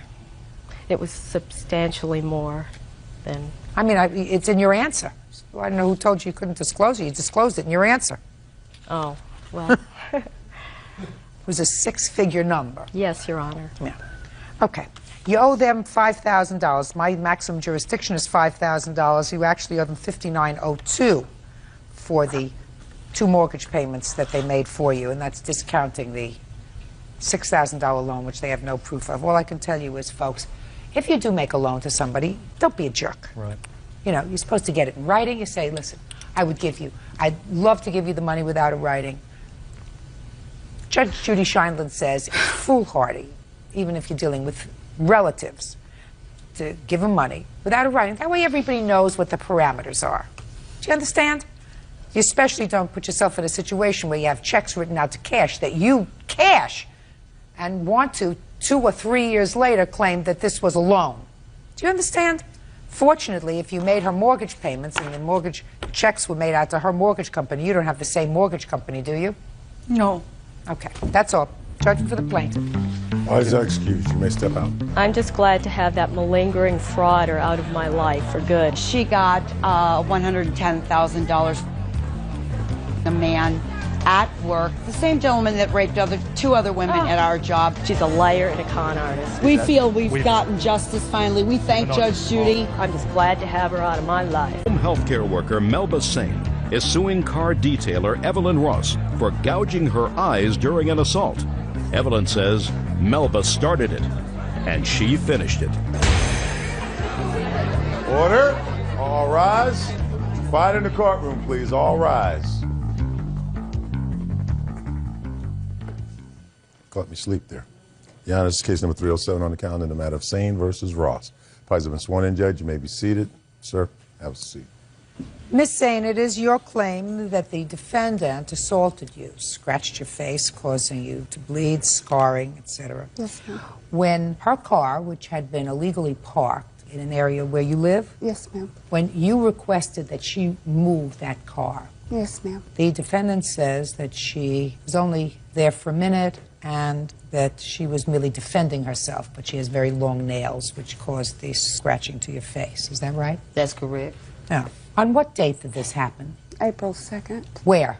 At my apartment where I live, out in the front parking area. Are there outdoor parking spaces? There is 6 spaces on each side.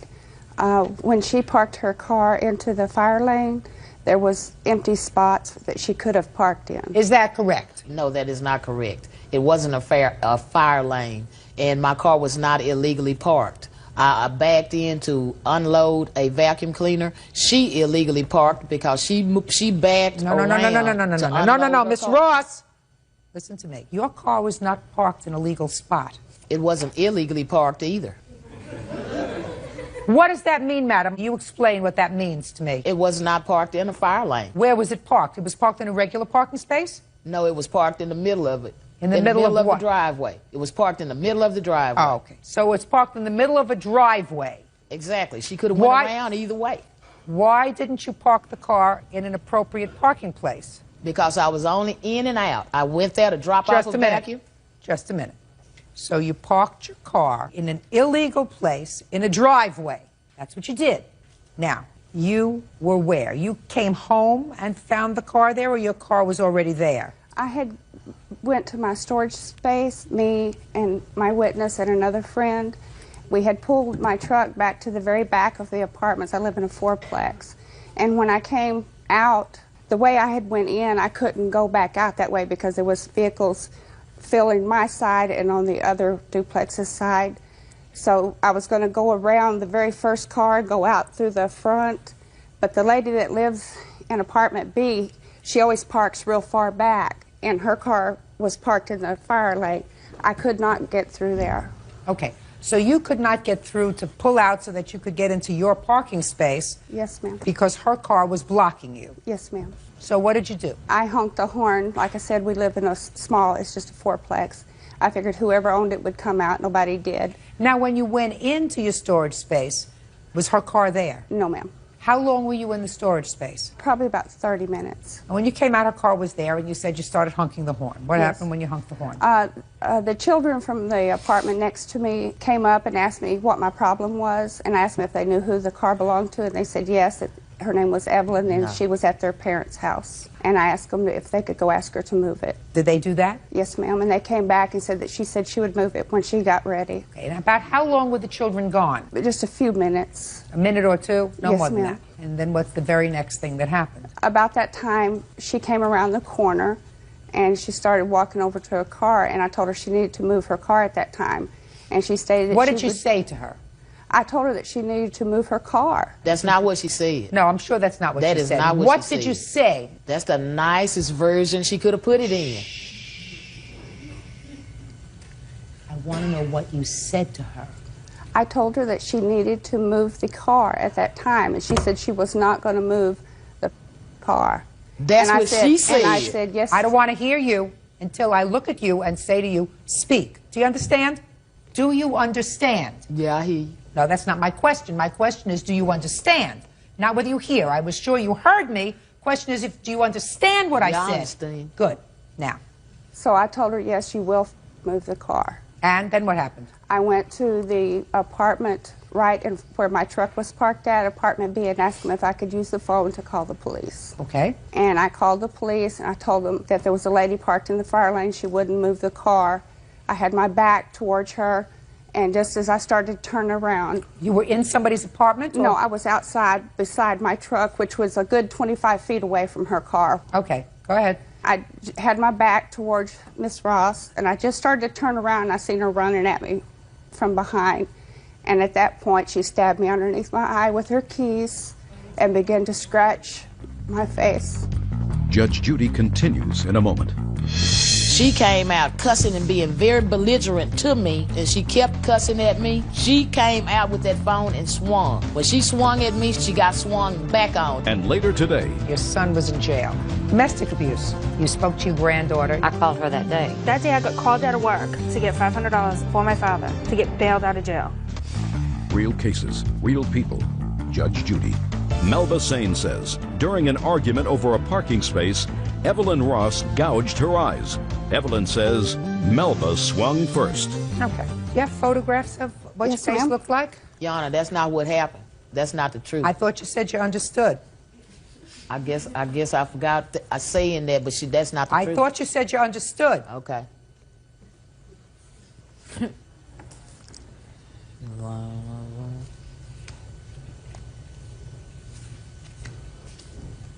Okay.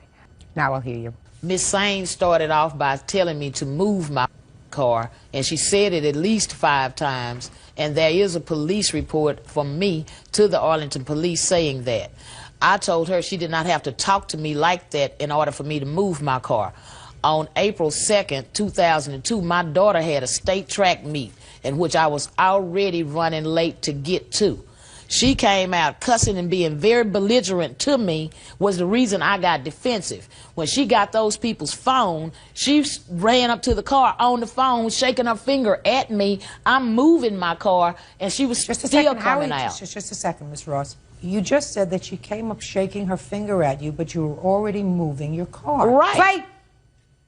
So you were inside of your car. Right. But there came a time when you moved outside of your car, because I'm looking at these photographs of her face. So at some point, you got out of your car. When did you get out of your car? I got out of my car once it was out of the middle of the parking lot into a parking place. Okay, now just 1 second, so that let me understand this, Miss Ross. You were in your car, and she was being belligerent, and she was on the phone, and she was yelling and cursing at you. Right. So you get into your car, and you put it in reverse? Yes. And you move back. Into a parking Just a spot. second. You move back. Right. Into a parking space. Right. And then what do? I got out of my car. Now you're on your way, and you're running late to your daughter's track meet. You want to explain to me why you got out of your car? Because I left something inside of the house. Really? And What yes. did you leave inside of the house? I'm not sure at this point what it was, but I got out of my car for a reason. Either my cigarettes or something, cigarettes, lighter, one of the two. Either your cigarettes or your lighter that were, I assume, more important than the track meet that your daughter was in. No, You it were wasn't running late more important. For. It wasn't more So what important. did you do when you got out of the car?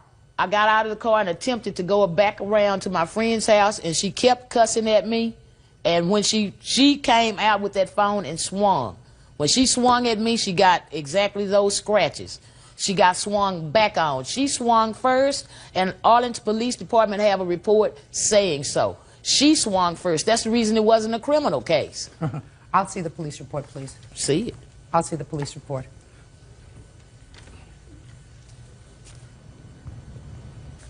You think I believe your story that you left something inside? That you were in such fear, Miss Ross, quiet, that you were in such fear of her screaming and cursing at you that you were in your car, you could have gone your own way and stopped off and bought another lighter or a pack of cigarettes, whichever it was that was so important that you can't even remember it now. You would have been out of harm's way and gone, except you decided to pull into a parking space and get out and not confront her. Oh, no. To go back inside to the apartment that you just came from to get something that you can't remember as we speak now and cause this type of damage to her face. That was from my hand. That's not from a key. Speak not. Your Honor. Shh. Well, that's very unfortunate. This friend of yours who finally, after several missed appointments, went to talk to the police. Nobody else, according to the investigating police officer, wanted to get involved in this whole incident. I wonder why. I am satisfied after hearing your testimony and after hearing your testimony that you were the instigator in this whole incident, Miss Ross. You had the absolute ability to extricate yourself, to leave this argument, which you had caused by illegally parking your car. What was because she I'm speaking! By illegally parking your car and then saying to the kids who came in to tell you to please move your car that I'll move my car when I'm good and ready. That's the kind of persona that I'm seeing as you're standing here testifying today. Those are the exact words that would come out of your mouth. Now, I'm not saying that Miss Sane didn't use some vulgarities when you finally did come out. I believe she did. Sticks and stones will break my bones, but names will never hurt me. That does not give you the right to cause the injuries that you did, which you caused. And for that, I am awarding the plaintiff $5,000. That's all. Step out. Parties are excused. She was the instigator. She approached me and attacked me from behind. She started it. I have a statement from a dermatologist about the scars on my face. She got her butt whooped because of it. The hole in my face. Looked like someone had been mauled by a grizzly bear. She came out cussing and swinging at me. It's consistent, he says, with a stab wound. And I'm not gonna ever let anybody hit me and just walk away or drive away. She told me she would be back. She came after me and she got tore up because of it. This isn't the end. And now the next case. All parties in the matter of Craiglow versus Donahue. Step forward, please. Water equipment operator John Craiglow and his son, 12-year-old Josh, are suing Josh's schoolmate, 13-year-old Chris Donahue, and his stepmother, juvenile detention officer Tammy Donahue. Josh claims Chris pushed his face into a drinking fountain and broke his tooth. Parents may be seated. Did this incident happen at a school playground or a park? It was in the hallway while I was getting a drink.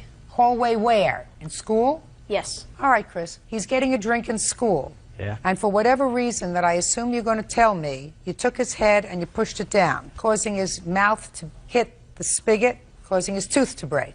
Correct? Yes. And why did you do that? We were messing around in the hall. What do you mean you were messing around in the hall? What does that mean? We were messing around in the hall and... I don't know what messing around means. Messing around could be making a mess. Messing around could be fooling around. And if it's fooling around, I want you to tell me exactly what that means.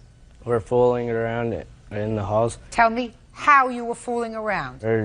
We're bumping each other and... How are you bumping each other? With your hands? Yeah, we're just pushing each other around a little, and then we went to go get a drink, and... Then you both went to get a drink? Yes. Who got a drink first? Me. Did you get your drink? Yes. And then you stepped aside? Yes. And then he stepped up to the fountain? Yes. And is that when you pushed his head down? He was getting a drink first, and then I hit his head. I want you to listen carefully as to what you just told me. First you're messing around, pushing each other around, fooling around. Is that right? Yes. Then you were thirsty. Yeah. And he was thirsty. Yes. So you got a drink. Yes. When you were finished getting a drink, you moved aside. Yes. And the very next thing that happened was he went to get a drink? Yes. And while his head was down was when you hit his head? Yes. Is that the story that your son gave you? Or was it some other story that you wrote in your answer? Judge Judy will continue in a moment. Stand up. Now you can stand up.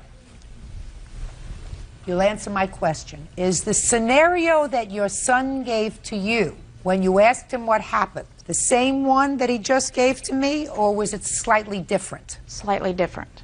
Well, I want you to rely on the fact that the one he just told me was the truth. Now, once we come to terms with the fact that the one he told me just now is the truth, you understand that he is responsible, and therefore you are responsible for paying his dental bills. Do you understand that? Yes. Good. Very, very foolish. Pushing, shoving, fooling around, messing around doesn't cause usually any injury. Do you understand that, Chris? Yes. You're supposed to be smart enough. How old are you? 13. 13. You're supposed to be smart enough at 13 that if you take somebody's head and you shove it down into a metal object, they could break a tooth. Right? Yes. You weren't angry when you did it. No. No. You're just being stupid. Yes. Judgment for the plaintiff in the amount of $313. That's all. Parties are excused. You may step out. Judge Judy will continue in a moment. They agreed to pay the dental bills. At first I had called the dentist office and made arrangements. But then when the work was finished, I don't understand why their dental insurance didn't cover it. they didn't come up with their promise of paying the dental bills. It was 50-50. I wasn't going to be responsible for the whole bill. Fooling around, horsing around. If it goes too far, other people can get hurt. So you got to be careful. We had a long talk with Christopher on horsing around in school and that's not the place for that to happen. Student Anthony Dawson and his wife Kimlin Dawson are suing nurse Dunier Wade. They claim Dunier bought a van owned by their church and refuses to remove the logo. Dunier is countersuing for harassment. Order. All rise.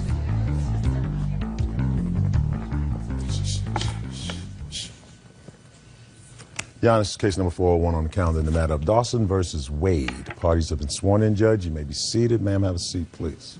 Mr. Dawson, you are the head of a church group? No, I'm not a head. I'm just one of the members of the church group. And you? I'm a member also. I'm his wife. According to your complaint, your church group sold a van at auction at a charity event. Is that right? Yes, we donated to. You donated. Shh, put your hand down. Explain that to me. You had a van. Right. The van was the church's van, and it had a logo on it. Yes, we retired it. She bought the van at auction. Put your hand down, madam, and stop moving around. You're making me very seasick. Just be quiet and behave. So far, you're not losing. But don't irritate me. The money that was retrieved from this auction went back to the church? Yes. So you sold the van. She bought the van. Your lawsuit involves a request to have her remove and paint the logo so that nobody can see that it belonged to the church. Is that right? Yes. Why? Reason being is that we have an outreach ministry that we do a work out in Los Angeles County, and our name is vividly seen in the neighborhoods, and that's the reason And why. it was on the van. Yes. You have a picture of the van? Yes, I do. Let me take a look at the picture of the van with the logo on it.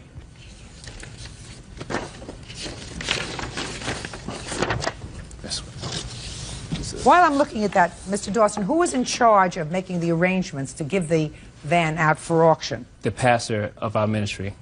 All right, now I see it. It's got your name all over it. Now I see it. How much did you pay for it? I paid $800. Good. And when you got it, it had these markings on it? Yes, it did. And you don't want the markings on it? No. Not in her possession? No. So why don't you take them off before you sold it? Well, What does that have to do with her? Where are you people coming from? Put your hand down a second. Where are you people coming from?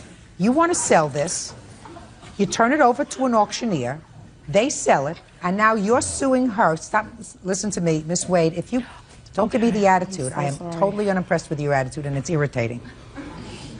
You don't want to pass this along to somebody? You paint it over before you sell it. Do you understand? yes, I understand, but they had made an agreement that they would be taken off before Who made the agreement? the auctioneer, the person who would purchase the van, would take it off. Who made the arrangement? You made the arrangement with her, or somebody made the arrangement with the auction house? With the auction house. Sue them. What are you suing her for? Can I say something? What? The reason we're suing her is because our ministry is very popular throughout Southern California, Anaheim, even in San Diego. We do a very good work with children, gang prevention, youth. Very nice. What? Keep going. The reason I'm saying this is because they're going around in our van representing our ministry, cursing, screaming, yelling. Miss Dawson. Yes, ma'am. They are not representing your ministry.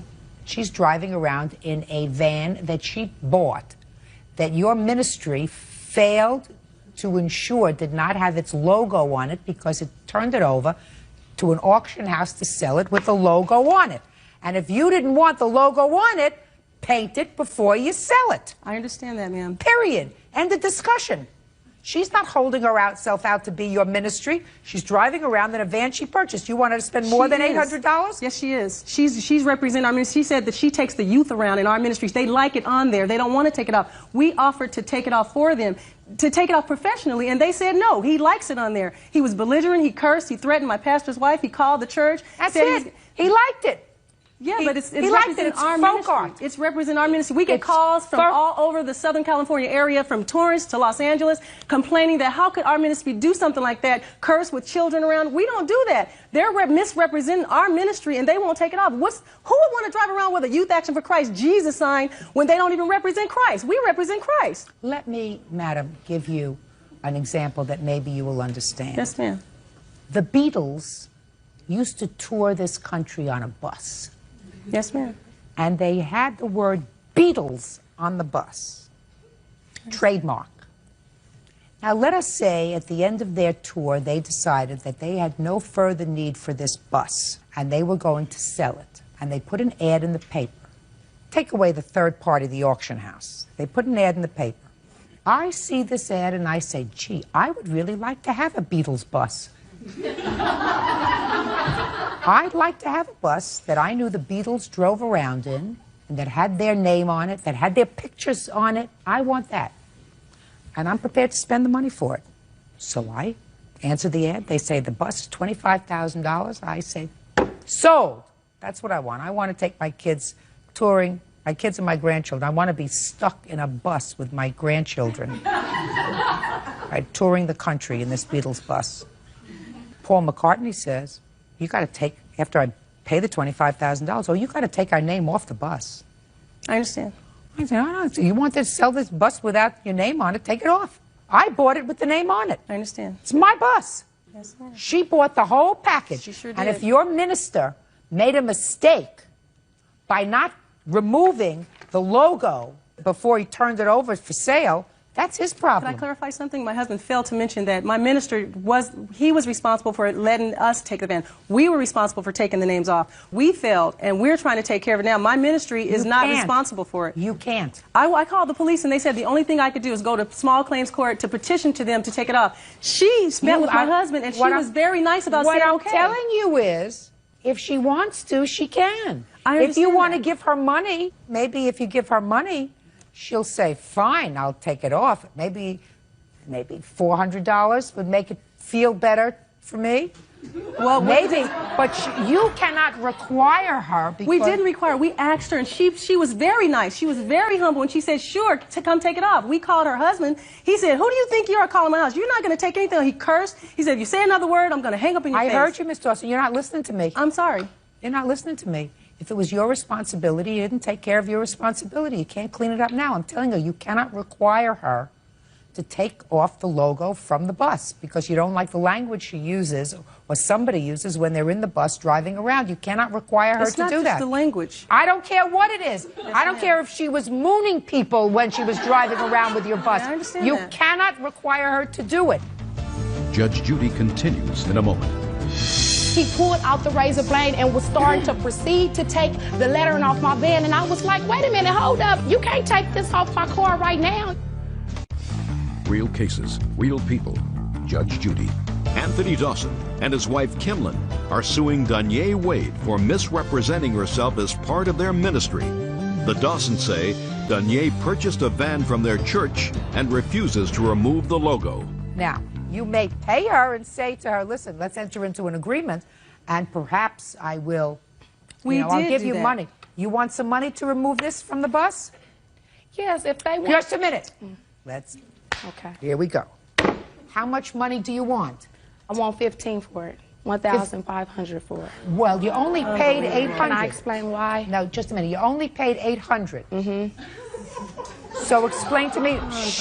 Explain to me why you want 15. You're going to. Let me explain something. You're going to get nothing. Okay. Because okay, what I'm trying to do is to make an arrangement that will satisfy everybody. Okay. It would have to be a voluntary arrangement. Do you understand? Not something that's loony. Okay. So, if you want some money so that they will paint it, give it a nice fresh coat of paint, that sounds reasonable to me. Okay, but may I explain to you the reason why I want $15 for it? Sure. Okay, because first of all, when I bought the van was $800. I paid $400 to register the car. Didn't have a problem. When I bought the van, my intentions was to take the lettering off because I didn't want it. I wanted to paint it in one color, and I couldn't afford it. I just didn't have the money to buy it. Okay, one day I was shopping at a store. I came out my store to this man right here, this minister, at my van, doing something to my van. Okay, when I got to you wasn't even there. Oh, yes, she was. Just a second. Put your hand down. Some little girl. Okay. Listen to me. Okay. I'm sorry. Say okay. I'm sorry. Okay, so I don't want you. Okay. I don't want you to talk to them. You talk to me. Okay. You understand? You came out of a store. What was he doing to your van? At that time, I didn't know what he was doing because when I walked out the store, I could see him at the van, and as I got closer to the van, he was walking away, and then when I got to the van, me and my son, he walked towards me, and I asked him what was he doing. And he was like, he identified himself, I'm the minister of this church, and I thought when they sold you the van, they took the lettering off of it.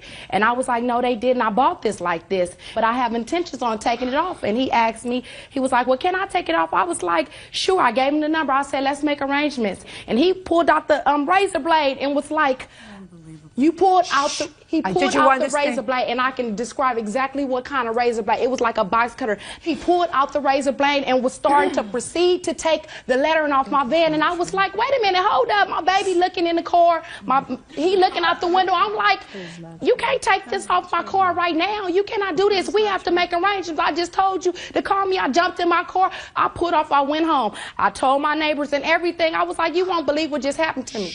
Now Okay, I understand. I'm sorry. So, just a second. I'm like, you won't believe what just... Okay. Miss Wade, now you told me what happened. Now, you're moving around, you're making me very, very dizzy. Either one of two things are going to happen today. Either I'm just going to send you both packing because they have no case. You have no case on a counterclaim. If you are prepared to have them pay to repaint the van, how much are you prepared to accept so that they will be happy and according to you, you will be happy? And don't tell me $1,500 because $1,500 is going to buy you the door. Okay, can I say something now? He took letters off the van. It's letters off the van. His name is off the van. Fine. Half of his letters. I didn't tell him to do that. I told him let's make arrangements. Fine. Listen to me very carefully, Miss Wade. Let me ask you this. Miss Wade, you're not following what I'm saying.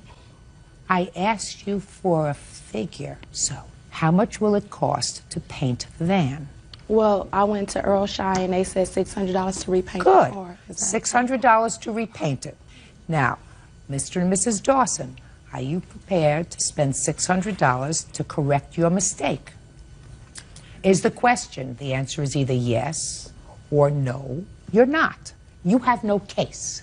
So she wants $600 so that she can, or you can, take it where they paint cars and have it painted. We offered to have it removed professionally. We don't want to pay $600 to have it removed. Goodbye. Parties are excused. You may step out. They sit there and act like he didn't pull out the razor blade. We wouldn't even use a scraper. We were going to use a blow dryer on our property. It doesn't even work like that to remove it professionally. We had someone who was going to That take was a it off. lie. They sitting here acting, putting on this show, acting like they didn't do it and act like I'm just so innocent. No, you're not innocent, not at all. You are hypocrites. Noah Joyner and Harlan Hendrickson are suing their former employer, Christopher Ricks, for unpaid wages and vandalism. Court come to order. All rise. Seat, please. Case 2094, Joyner Hendrickson versus Ricks. Thank you. You're welcome. I think that I'm going to start out with Mr. Joyner. Who is that? That would be you, because we start with you. He came in later to this scenario, is that right? Right. So let me try to understand, Mr. Joyner, what it is that you're suing the defendant for, considering what you wrote to me in your complaint. You were looking for a job. Whatever business you had went south, and you didn't have any money. That's not true. Well, let's see. It wasn't said like that, but we did not lose a business. After losing my jewelry business. Yes, ma'am. That's not right. Well, that's what you signed in Yes, your ma'am. complaint. Yes. So I can only go by what you signed in your deposition. That you lost your jewelry business, that's what it says. That you were looking for a job. The defendant has a theater, among other businesses. Yes, ma'am. And you sought out the defendant, Mr. Joyner? Yes, ma'am. Tell me how you sought him out. I was vending in a coffee shop. I was vending my jewelry. It's not a lost business. Would you just get on to how you met him? Definitely. So I was vending there, and I saw at the theater Pride Weekend. So I had called Chris Ricks, said, hey, is it okay if I come up there and vend my jewelry? Just a second. So you called him. Was his name on the poster? How did you find him? I just called the theater's number, and he answered. Okay, so you weren't calling him, you were just calling the number. Yes, ma'am. So you asked him, can I come and sell my jewelry at your theater? When was that? That was Wednesday, June 16th, 2022. Okay, and you were having some sort of an event? Yes, ma'am. Did Mr. Joyner come and set up his jewelry booth? They did, in fact. Were they charged for that? No, I Nothing. did not. I So- just simply offered the space. They kind of told me their backstory and that they were having financial troubles, and I was trying to do a good deed for the community. Okay, so you were not charged for the space? Right. Yes, ma'am. And you went up there on what date to sell your jewelry? We started Thursday night, June 17th, 2022. When you say we, is that you? All three of us, yes. Okay, so did you sell any jewelry? A little bit. So not much, not enough for the three of you spending a day on the Yes. 17th. And then how did it come about that you sought out a job from Mr. Ricks? Because you did seek a job. On what date did you ask him if there was any work? Thursday night. Thursday the 16th. And what were you supposed to do? Supposed to bartend, open, close. That's not accurate. I'll get to you. And What run were you concession supposed stand. to do? And run the concession stand. Bartend, close, open, and run the concession stand. During what hours? 4 p.m. that day till 12 a.m., 1 a.m. that night. Could not really remember. Okay. And did you do that? Yes. And you weren't selling your jewelry at that time? I was going off and on. So anytime he had called me for a different job, I would take that. Sorry. So the answer is you were doing both. Yes, ma'am. So you were doing your own business and doing whatever task Mr. Ricks asked you to do. Yes, ma'am. That was on the 16th. And did he pay you for that work? Yes, he ended up And paying just a us. second. And how much did he give you? Gave us $264 for that weekend. Not we. I gave me $264 that week. Did he work that weekend? Yes, we all three worked that weekend. Doing what? Everything. Well, we did. Mr. We opened. Hendrickson is not suing for any wages from him other than for the painting that he did later. I'm asking you, what did you do for him and when, and how much did you get paid? I did opening, closing duties for him. I ran a For bar. how many days? 4 days, Your Honor. 4 days. In the beginning, but I did pick up more stuff whenever he called me for more opportunities. So he would be like, hey, we have jam band tonight. So I would say, okay, I could work. Okay, so you worked, say, until June 20th, you said, for 4 days, and then you would work after that period of time? Yes, ma'am. When did you stop going to the theater for the purposes of doing anything for Mr. Ricks? Month and day? Oh. One of the things you're supposed to have, Mr. Joyner, when you come to court, and if you're suing for wages, is you're supposed to have it right here, right in the front of your brain. What date you started, what date you stopped, what hours you worked, what you did. That's what you're supposed to have. Do you understand? Okay. Mr. Ricks, on what date was the last date you saw Mr. Joyner at your theater doing anything? Saturday, June 25th. So it would be a fair statement that certain days you saw him between the 16th of June and the 25th of June. Yes, ma'am. Now, you told me about the 16th that you started working part-time because you were back and forth between your own business and doing something for him, for which actually he gave you free space to sell your jewelry. Now, when you go someplace, you usually pay for space to sell your jewelry, right? Right. Well, I mean, I know that because I've had hundreds of cases involving people who rent space in a theater or under a tent or in a yard so that they can sell their jewelry. He gave it to you for nothing. Yes. And you're back and forth doing little errands for him on the 16th. Like what? 16th, while you were selling your jewelry. Tell me what you did. We worked the jam band for him that night. Not a we. I don't want to hear a we. I worked the jam band that night. He has like a jazz band that comes in and performs. What do you mean you worked? I worked the concession. I opened, closed, bartended for him. Anything that he was calling me over to do. That's a little too loosey-goosey for me. No, I can tell That's a little exactly. too loosey-goosey for me. Okay, let's go. What did he do, if you remember, on the 16th? On the 16th, 17th, and 18th, that's when they had their jewelry set up. He did not work my concession stand at all. He did not work for me that time at all. That's not he true, started Don't working. speak. Do not speak. Do you see I asked you questions? He was quiet. Now it's his turn to speak. Now you have to be quiet. You understand? He worked Sunday, June 19th, from 9 to 2, which was 5 hours. That was brunch. He worked June the 22nd. They were late. They arrived at 3:12. You said they arrived. Both of them came that day. On the 20th? On June the 22nd. 22nd. Mm-hmm. Was that the first time that both Mr. Joyner and Mr. Hendrickson came together? To work for me in a theater capacity, yes. Okay. And that was June 19th. No, that was June the 22nd. But actually, I misspoke. I apologize. They both worked June 19th for brunch. They both worked June the 22nd. On June the 24th, he had a text meltdown, and then he came to work and worked 5 to 9. I have their hours exactly. 5 to 9, and that's just Mr. Joyner or both of them? They both came on June the 25th, Your Honor. And worked from when to when? On the 25th, which is Saturday, he worked from 5:20 to 10:30. He passed on the concession opportunity where he could have made more money. No, but he worked doing what? He trailed me. I was trying to teach him managerial type cash in, cash out, etc., and the business situation of the theater, because that's what he proposed to me that he was educated to do. And so you mean managing a theater? Yeah, just kind of help me with open close duties, overseeing that tasks are done by the other employees, etc. Okay, so it sounds as if he and Mr. Hendrickson worked for a limited number of days. Correct. How many days in total? In the total project, which is painting. No, not just not the painting. theater. Just the theater. Just in the theater. Joyner worked 4 days at the theater, and Harland worked 3 days at the theater. Okay, and how many? 4, I beg your pardon. 4. Yes, ma'am. Your last day of work, there was the 25th of June? Yes, ma'am. At the theater. I'm talking 18. about only at the theater. I think he worked 18 hours, just at a quick glance here. 18 hours during the 4 days. Yes, ma'am. And Mr. Hendrickson, how many hours did he work on? You don't have anything in front of you, Mr. Hendrickson, so I assume you have nothing. No physical evidence, is that right? Correct, Your Honor. All right, good. How many hours? Just under 12, actually. Say 12 hours. So one worked 18 hours, one worked 12 hours. Do you have any data to indicate that those hours are wrong? No, ma'am. Okay, great. There was no actual documentation, like we did not have a clock in, clock out, but the 18 hours is not correct, though. We have Just no a second. data. You have no data. Right. He does. It's not actual fact. It's not fact. I don't know whether it's factual. How do I know? You're supposed to keep track.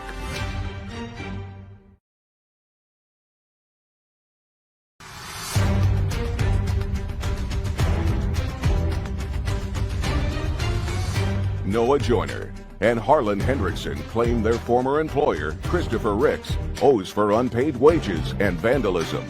Christopher is countersuing for damage to his apartment complex and slander. Okay, how much were you paid, Mr. Joyner? Because part of it is your wages that you're requesting for working in the theater.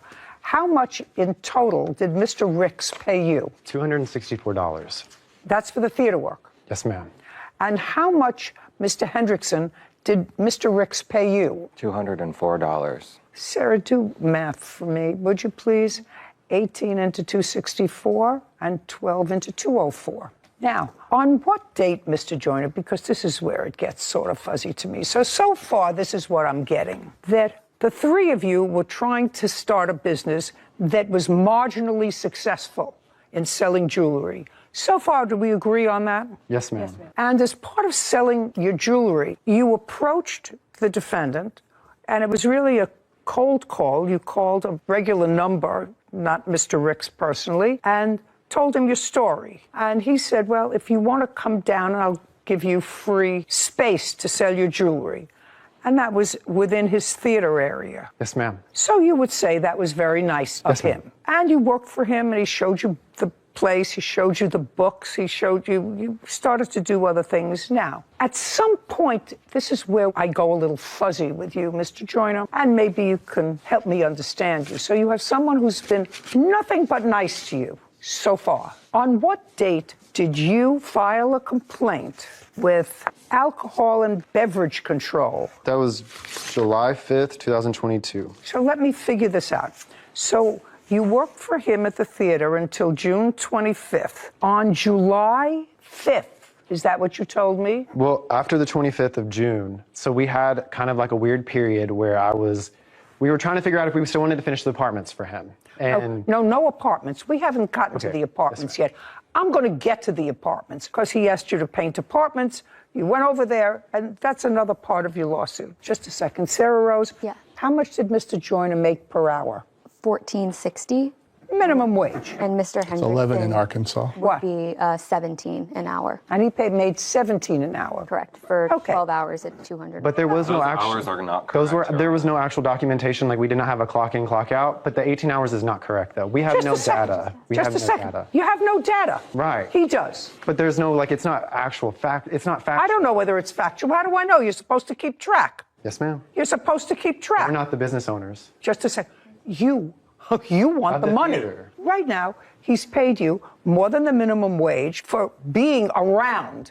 I mean, the theater ran for how many years before they worked for you for 6 days? Been about a year and a half. I bought it during COVID. Okay, and this was your first time working in a theater. Yes, ma'am. Yeah, so you had no fund of information. He wasn't paying you for expertise. He was paying you for those few days, and you were following him around, opening closing a stand, whatever you were doing, and you were paid more than the minimum wage, which is, I assume, more than you made selling your jewelry for the 3 days you were there. Yes, ma'am. Right. Right. Okay. I'm still going to wait for this answer, because at some point after you stopped working for him at the theater, and after you had mulled over some information that you thought you had acquired while you were working for him, I want you to do a step-by-step why you contacted the authorities, because he does have an alcohol license, right? I assume if you have an alcohol, if you contact, don't look at each other. Just look at me. I'm actually the nastiest one here. Agreed. Well, so alcohol beverage control. So what information, sir, did you give alcohol beverage control that caused the investigation? Your Honor, he was not the one that called them. I was. We both called. So what happened during the time that we were working those 4 days, he would serve other people alcohol. He would get on our asses about IDing people, how to sign the papers for ABC, everything. And I made sure to take a picture of the number. I didn't take a picture of the whole document itself. What are you talking about? What document? The ABC paper. Whenever we had to sign the paper saying that if we didn't ID someone and the ABC came in and found out about it, we would be fined and we would be held responsible, not Chris. We had to sign those papers. Okay. For that stuff. So you signed the papers. But during that, after we signed that, we noticed Chris was still giving out free alcohol to people, pouring it, wasn't even checking people's IDs. So I called the ABC and I said, I think there's suspicion that he's giving minors alcohol. Because there were people there that were 19 years old that were coming up to us saying, oh, well, yeah, we're 19, but we're cool with Chris and stuff like that in ways. Like they had a way with Chris or whatever, friends with Chris.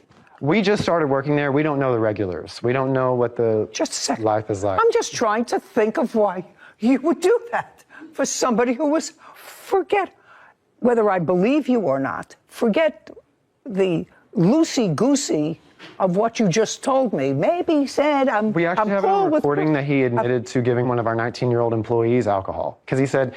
And? Just tell me, and? I want to know why you called them on July 5th. You were no longer there. Did that have to do with the painting? Was that before or after you started painting? That was after we started painting. Of course it was after you started painting. Now, so let's go to the second part of your lawsuit. Second part of your lawsuit involves the work that you both did for him.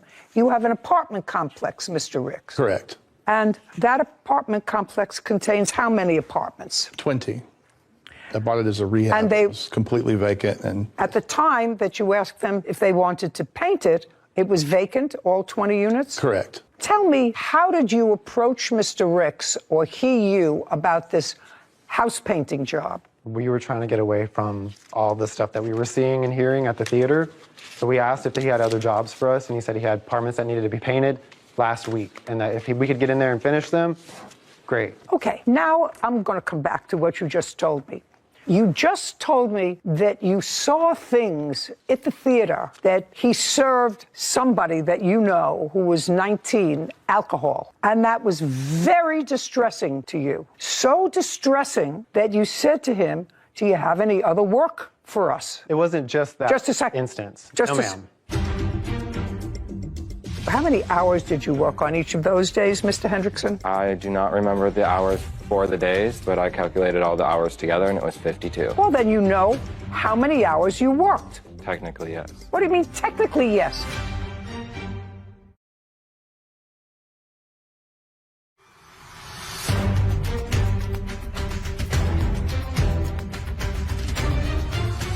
Noah Joyner and Harlan Hendrickson claim their former employer, Christopher Ricks, owes for unpaid wages and vandalism.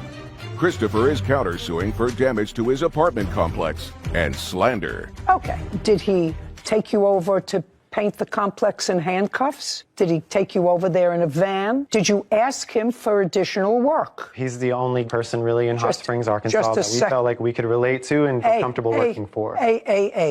I asked you a very simple question. Give me a very simple answer. Did you ask him for more work? Yes. And did he say, I have an apartment complex that needs painting? Yes. And did you agree on a price?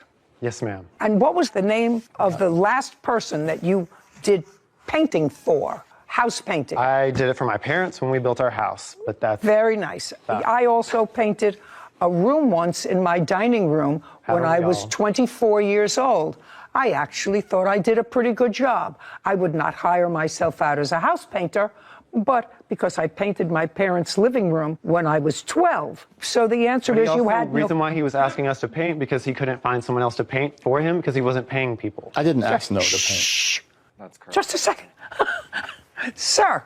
I was not asked to paint. Sir. No.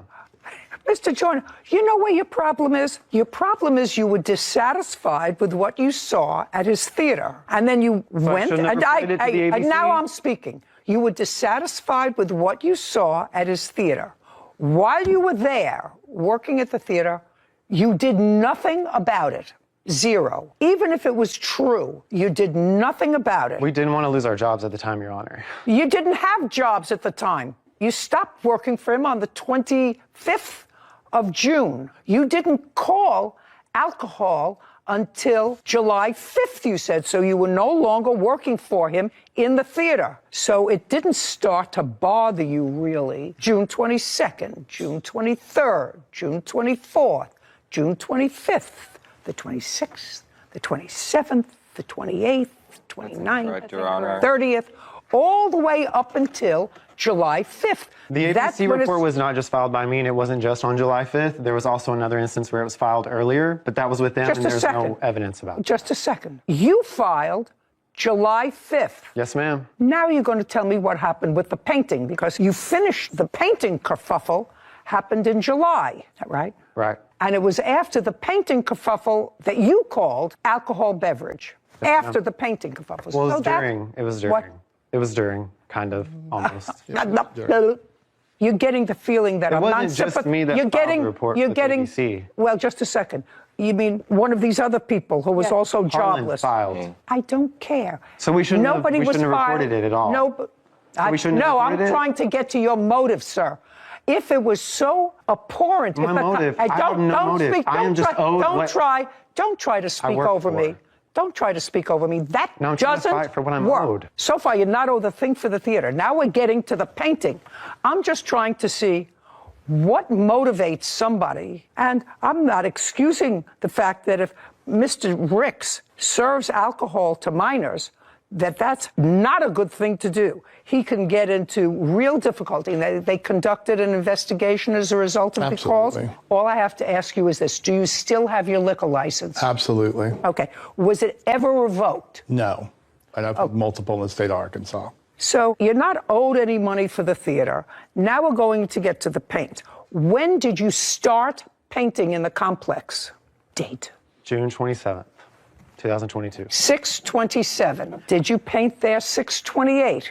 Yes. Did you paint there alone or with Mr. Hendrickson? Mr. Hendrickson. Is that correct, sir? Yes, Your Honor. Did you paint on June 29th?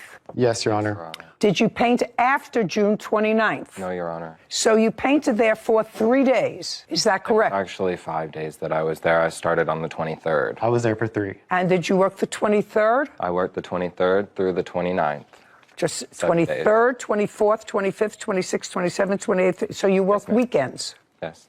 That's not. Did you work weekends? I worked the 23rd through the 29th, 7 days. Well, 7 days. Just a second. Pay attention to me. 7 days includes a weekend, Yes. Saturday and Sunday. Did you work Saturday and Sunday? Yes, I did, Your Honor. Not Sunday. I'm going to go back to you. Did you work Saturday and Sunday? I worked the morning of Sunday, and I left 3 hours after getting there. Okay, so forget Sunday. Now, how many hours did you work on each of those days, Mr. Hendrickson? I do not remember the hours for the days, but I calculated all the hours together, and it was 52. Let me understand what you just said to me. You don't know how many hours in each day, but you calculated them together and came up to 52 hours. Would you repeat what he said to me? Because it's mind-boggling to me.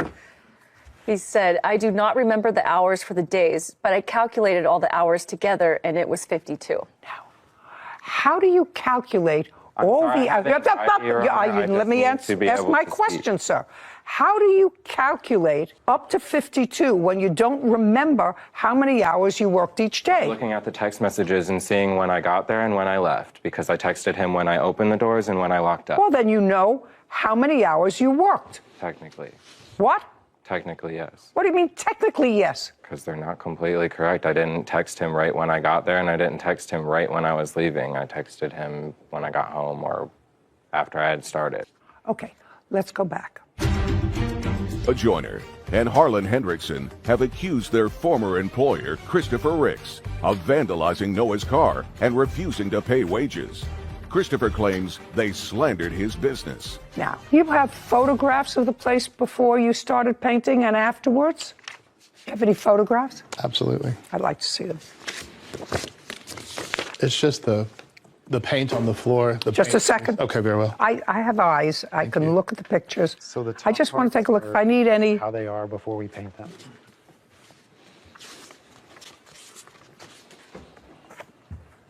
That's before they're painted, Your Honor. These are your photographs? Yes, ma'am. You painted the floor? No, ma'am. We had to declutter a couple of units that had stuff. One unit. Like that. Shh, don't speak. You had to, what you call declutter, and you had to sweep it up before you started painting? It was worse. Okay. And did you? Yes, ma'am. And is this a picture of what you allege it looked like? All of the units had stuff in them just like that. Yes, ma'am. Okay. And this is the floor that you painted? Yes. Is that the floor that they painted? One of the three. Okay. So they painted the floors. Did you paint anything else other than the floors? Well, we painted the walls. They painted the walls. They dripped on the floors, Your Honor. Okay. So they're brand new flooring. We were told it didn't have to be perfect. Just a second. You didn't put these floors in, did you? I thought they painted them. No. They were to do touch-up only, and there was one unit that needed to be finalized, and that was the one you saw that was bad. We were having to the floors were. No, I told you, don't speak when he is. I'll come back to you. The floors were brand new, and like I said, I provided drop cloths and such. They didn't use them. That's not true. Shh. What is this? That's the one unit that was not completely emptied out. Okay. This one. Yeah, there was one single unit. And this one. That's the same unit. And this. Same unit. Okay. And the rest of them were cleaned out. Yes, ma'am. Is that correct? All new floor. Yes, the pictures of the yes. The pictures of the mess are all one unit of the 20. Okay. And how many units did they paint for you, Mr. Ricks? They didn't finish any of the units. They were in 3 units, Your Honor. Okay. And 3 units have damage. Okay. What you're telling me is they didn't do a good job in 3 units. Correct. Okay. Well, They that, didn't finish it at all. That, I'd like to see the photographs of what they didn't finish. The paper copies, there you go. And there should be one that's a door that's not even painted. You can see it's two-tone. And the flooring is where they, I guess, scraped the floor. Okay, this is the same picture as this. No, that's different. I can show you on my phone, too, if you'd like. They're different. It's like in one of the areas, they tried to use a tool to scrape paint off in different areas, and that's what was left. You're talking about... That's not true. There was no tools provided for us at all. I didn't ask you anything. Is what you're saying to me, sir, that the reason you didn't... I assume you weren't paid for this work. Is that correct? No. Not even for cleaning out that unit, really. Weren't paid. Now, I assume, Mr. Ricks, that you didn't pay them because you thought that they did a poor job. No, ma'am, that's not accurate. Why didn't you pay them? They didn't do the job. They worked there at some point. I agreed with Harlan only to pay him $3,000. Harlan, that was you. Yes. That's you. You agreed with Harlan. For that job. Yes. Your Honor, that's for incorrect. $3,000. You're almost finished. Do you understand? You're almost done. 1, 2, 3 warnings, then I'm finished with you. And it wouldn't bother me at all. I have to tell you, it wouldn't bother me at all. Now, what arrangement did you make as far as payment is concerned? On June... Mr. Hendrickson started the job first on June 23rd. He was to meet me, and he did. He was late. He was supposed to meet me early. I showed him the whole scope of the project because he hadn't been there, and what I wanted done, what I expected.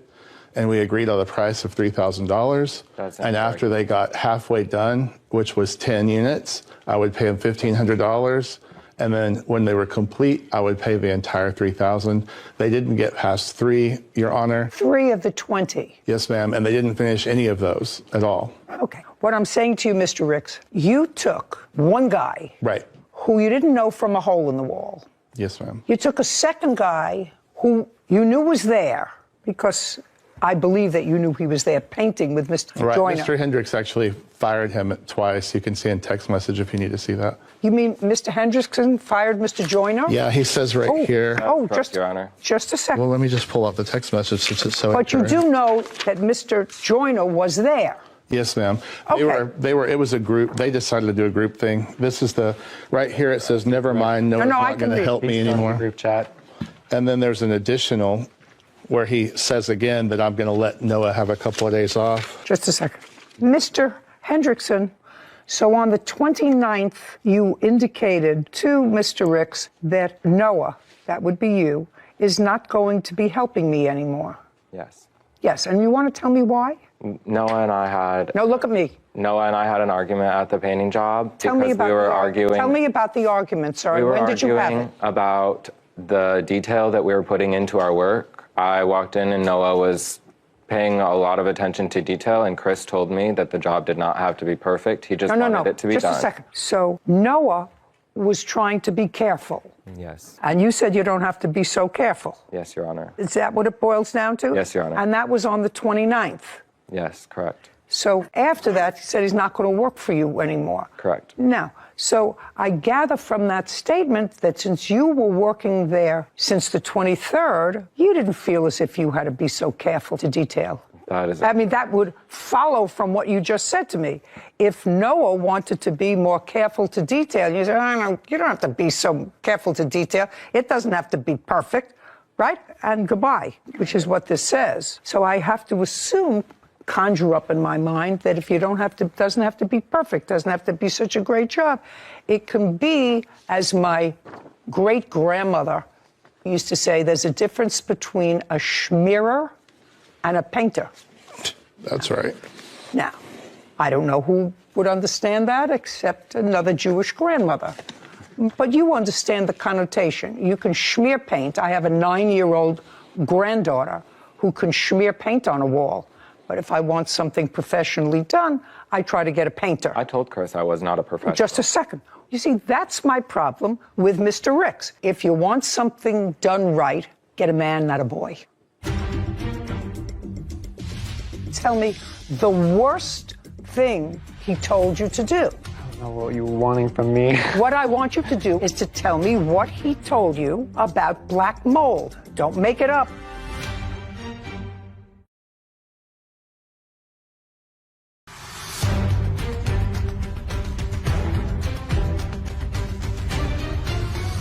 Defendant Christopher Ricks claims Noah Joyner and Harlan Hendrickson slandered his business on social media.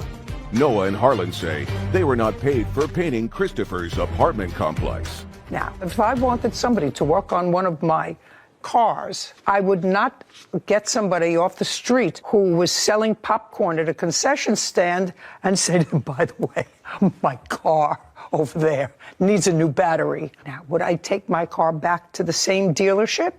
Maybe not, because they're very expensive. But would I find somebody who at least had a referral, a recommendation? I have a 20-unit apartment complex that was empty. You want to use it as a business. You don't hire 2 schmearers to go and take care of your property. But you have to, if you didn't like their work, fire them. And if their work was not complete and only 3 units were touched, which I don't think that they argue with. So far, that's correct, Mr. Hendrickson? That is incorrect. How many units did you 5. paint? 5. And I actually painted 7, but I didn't complete the last 2. I just did the trim in it. So you completed 5 units out of 20. Yes. I'm giving him the benefit of the doubt. Mm-hmm. And you agreed to $3,000. That's incorrect, Your Honor. How much? We did not have a meeting to talk about a payment until the 29th, and that was actually part of the reason that him and I were arguing. Chris and I and Noah met at a coffee shop, and we spoke about how much we would be getting paid. We agreed on a $3,000 price for the end of the month of July because Christopher was supposed to be going on a vacation until July 20th. So the $3,000 was mentioned. It was mentioned, and then he told me and Noah, Chris told me and Noah that on the 30th, he would pay us half of what he was going to be paying us. Just a second. You were hired to paint 20 units. Yes, Your Honor. You painted 5, which is 1/4 of the $3,000. Let's say those apartments were complete, not satisfactorily to him, but now you both agree that the $3,000 price was mentioned for the 20 units. Yes. It would be $750 if they did 5 units. That's all, $750. That would be $750 if you completed only a quarter of them. Okay. Did you pay them any money for painting, yes or no? No. Okay, good. So best case scenario for the painting is $750. And I haven't gotten to his counterclaim yet, but you have one more claim. And your claim is that Mr. Ricks vandalized your car by throwing paint on it. Sure. Tell me when that happened. We woke up July 20th, 2020. 7:20. Where did you wake up? At our house, our apartment. Hot Springs, Okay, Arkansas. tell me what happened. I woke up to my car being splattered with the same color paint that we were using in his apartments. Okay, so your car had paint on it when you woke up. Did you see anybody do it? No, ma'am. Just let me take a look at the photograph.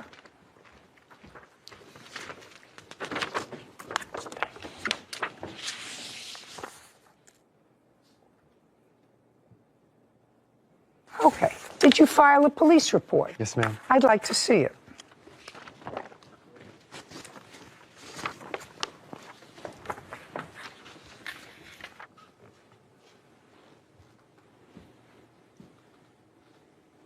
Okay, so no one saw this, but you say that there is a video that you have. I assume, Mr. Ricks, unless you want to tell me that you did, in fact, throw paint primer on his car. I absolutely did not. Okay, and you did not see anybody throw paint primer on the car. But you say there was a video. Noah stated that he has video from his apartment complex pointing right at Noah's vehicle. I think the police put that in there because they had interviewed. So there is no video? No, ma'am. And you did not witness this? No, ma'am. And other than thinking that this paint primer was a result of actions and retaliation for something that you did, do you have any witness that saw him do that? No, ma'am. I have to see proof that the defendant had anything to do with this car. Yes, ma'am.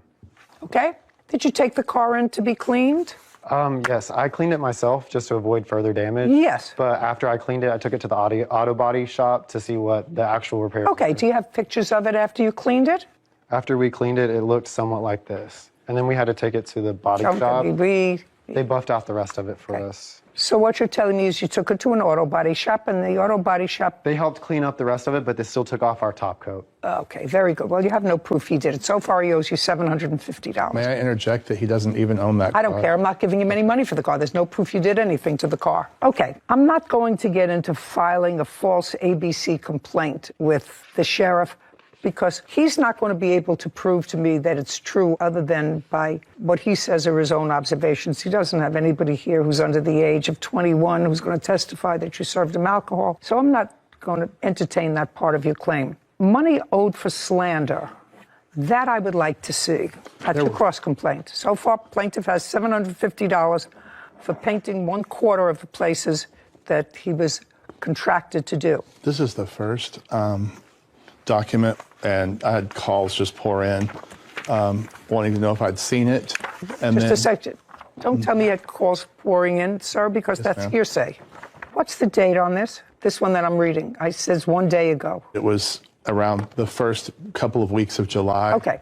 I'd like you to tell me, Mr. Joyner, the conversation, where it took place and under what circumstances, when you had a conversation with Mr. Ricks about covering up certain hazards. I'd like to hear that. What would you like to hear? I'd like to hear where the conversation took place, exactly what you said to him and what he said to you.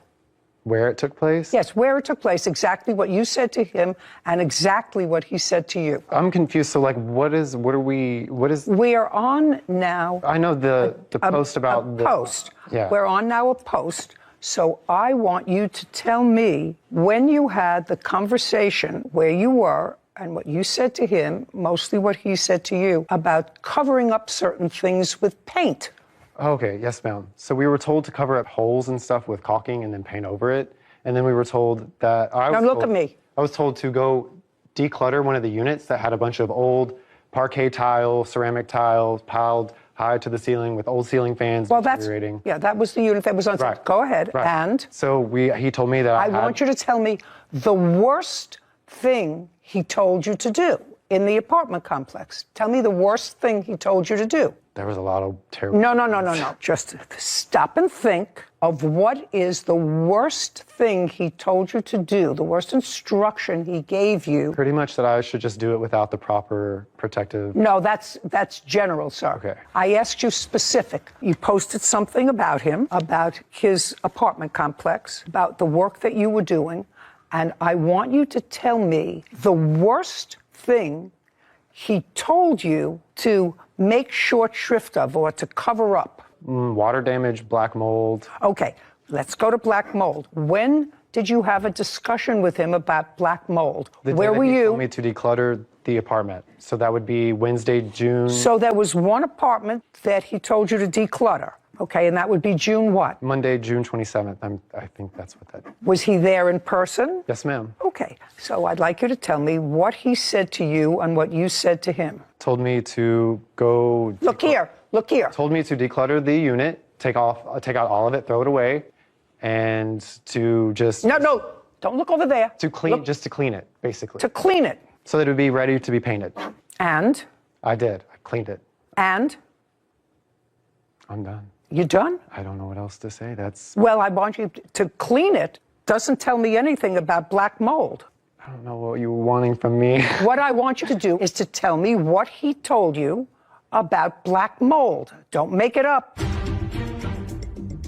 Your post, based upon your testimony, was slanderous. I got confused. I don't know what you were really trying to ask out of me. I asked you specific questions. You gave me answers. Now is not the time to play catch up.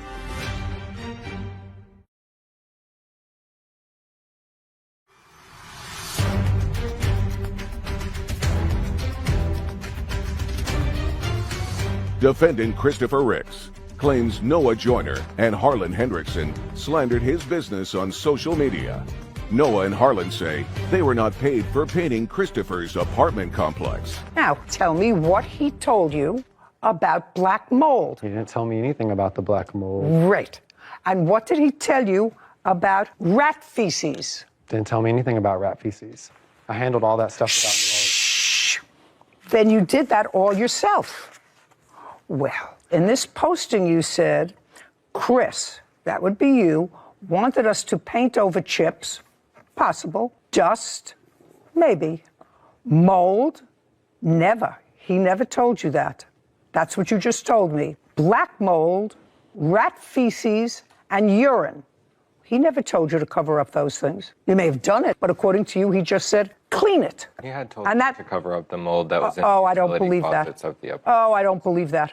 In a second. That's Mr. Joyner. Yeah, it was Mr. No, Joyner, this is Mr. Joyner's trying to communicate post. together. And he never told him anything. According to him, he said, just clean it. You have the second post? That one was taken down, and this is the second post that he reposted, and then his account got blocked because they don't allow that type of behavior. This is the next one, and this is where he claimed to be a bartender on Facebook, and he just took it down recently. It's been up there for months, and I never hired him for a bartender. That's all right. I don't care. That's not important. Okay. What I'm concerned about is what he says that you told him to do, which you did not. Right. He acknowledges you did not. Now, you have no witnesses here. I was going to bring one person, and she's got COVID. Shoulda, woulda, coulda. You have yes, no I have witnesses no one. here. I have no one, Your Honor. Very good. Okay. I find that the things that you posted are slanderous with regard to what he instructed you to do, Mr. Joyner. You were the posting person as far as covering up black mold, feces, and urine, and therefore to beware of Rick's Realty. Your post, based upon your testimony, was slanderous because he never told you that. So... but you never really cleared that. I'm sorry. You never really cleared it up. I got confused. I don't know what you were really trying to ask out of me. No, just a second. It was I don't care told to me that I needed to take care of all that stuff and throw it away. Yes, ma'am. It was told to me that. That's why I posted. It was a warning as to so no one else would have to deal with that same stuff. Very good. Very good. I'm ruling now. So now it's my time. I asked you specific questions. You gave me answers. Now is not the time to play catch up. I find that by posting that he instructed you to cover up black mold, people responded to actually, and rat feces. I don't know how you cover rat feces and urine with paint. And to stay away from his place of business without cause, because what you told me was he told me to clean it up, that's slanderous. And so on the counterclaim that he has for slander, I am awarding him $2,750. That's a net to him of $2,000 because your claim of $750 for wages is absorbed by his counterclaim. So on your claim, you get zero, zippity-doo-dah. I'm awarding him $2,000 for slander. We're done here. Thank you very much. What about the damages, we Your are Honor? finished. Hire a professional, Mr. Riggs. You want a schmearer, that's what you get. This court is adjourned.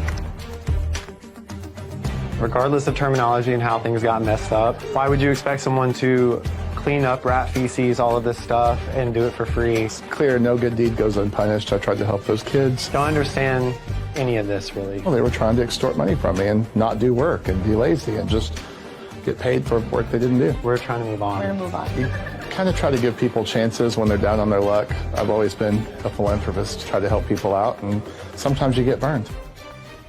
First of all, if you're an employee and you're working either by the hour or by the day, you're not a weekly employee or bi-weekly salaried employee, you're supposed to keep track of the hours where you work, especially if you want to, if there is a potential of suing later for them. As a plaintiff, that is your burden. I was interested to see that you were willing to take that information from the defendant, because if it were me, if the plaintiff didn't have it, that's not the defendant's burden to prove the plaintiff's case. So I knew you did it to sort of round out the sides of the case, but I think that if you as the plaintiff want to come here and ask the court for money, you better have your ducks in a row. And well, that's true. That was true. That was probably an error for me.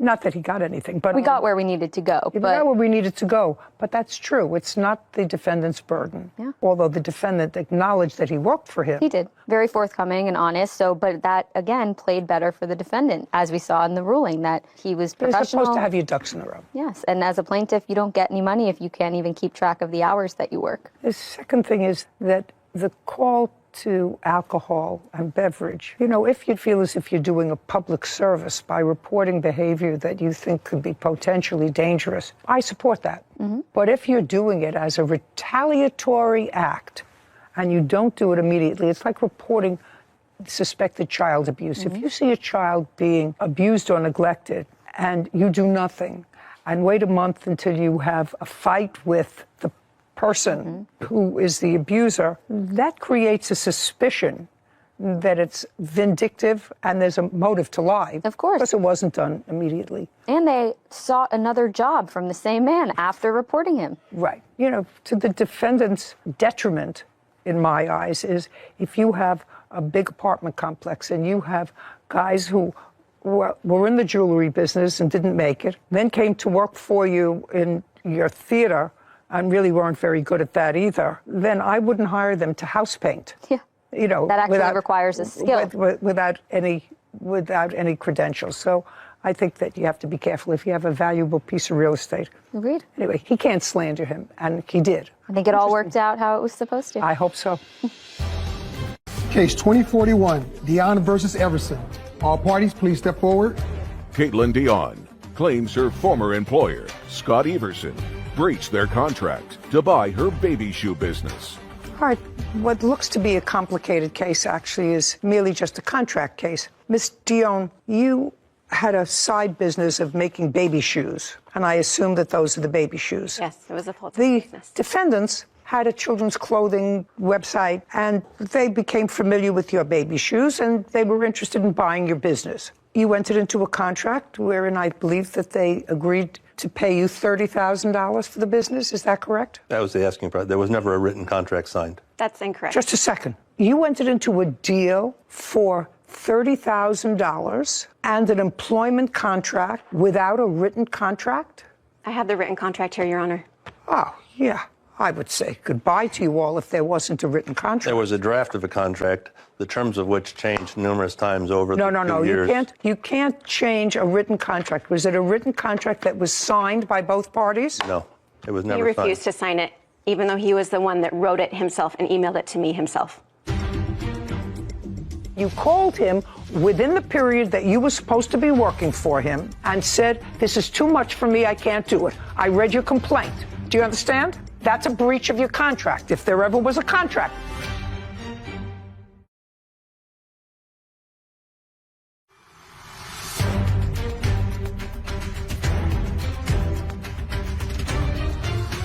Caitlin Dion claims her former employer, Scott Everson, breached their contract to buy her baby shoe business. Well, then there was never a meeting of the minds. May I see that? This is going to be a much easier case than I thought. That's also incorrect. I have audio. Just a second. This is going to be a much easier case than I thought.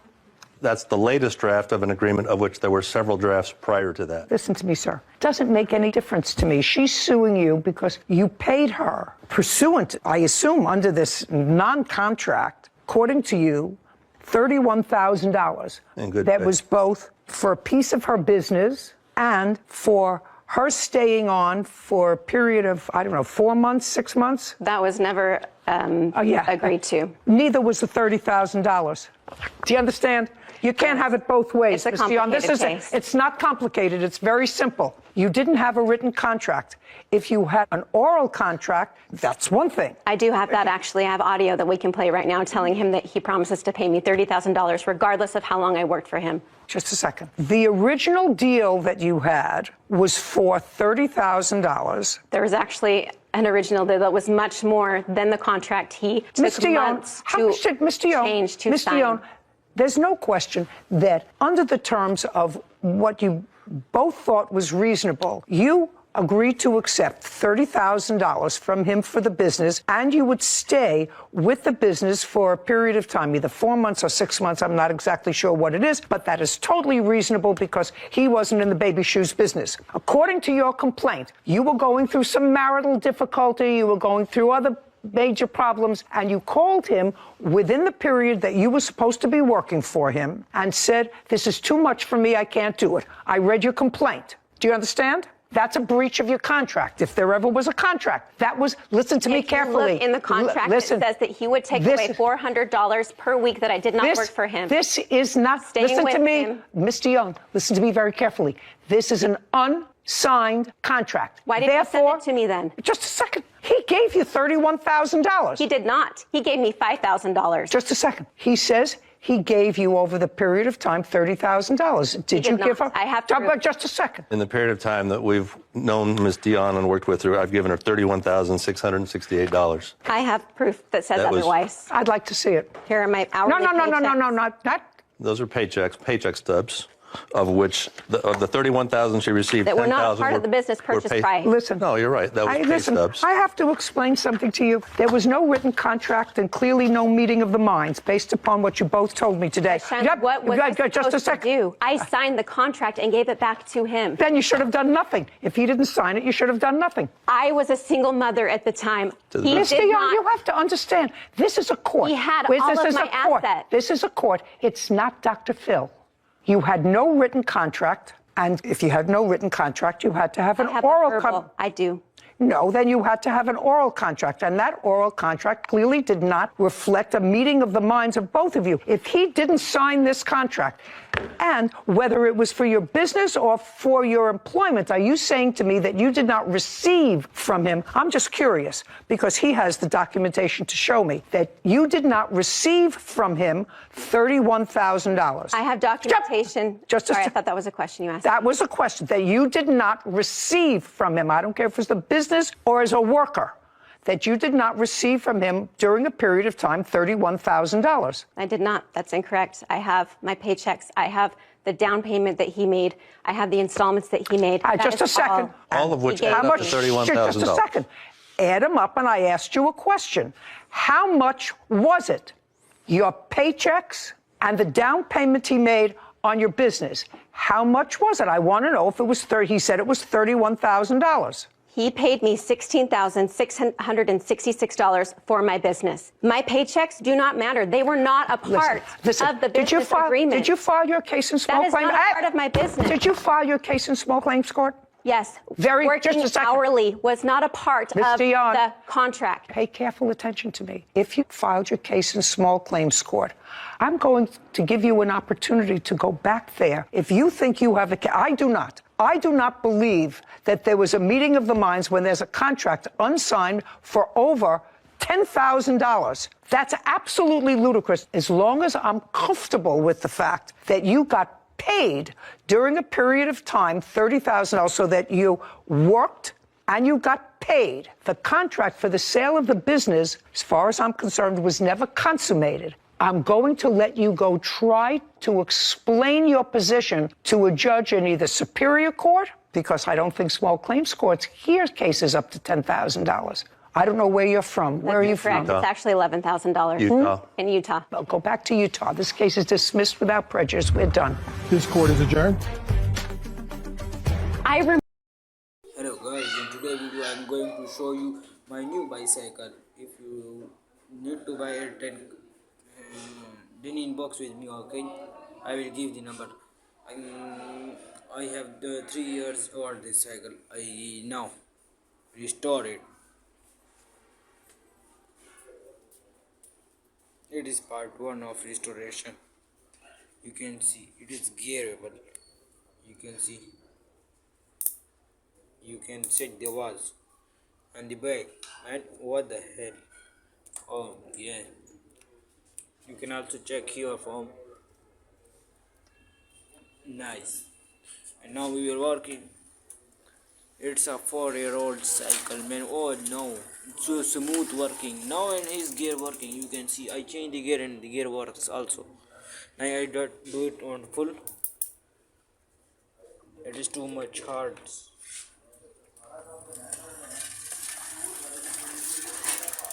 It not change the gear. Why? 1 minute. It's too much hard. Oh yes, it's now done it. Now we will do again. Oh no. Now it changed. You can see guys. It changed. The gear changed. Wait. Oh yes. Now you can see. Now I change to get downside. And you see. What? It doesn't change. Now it will be changed. See it. Yes, you can see it changed.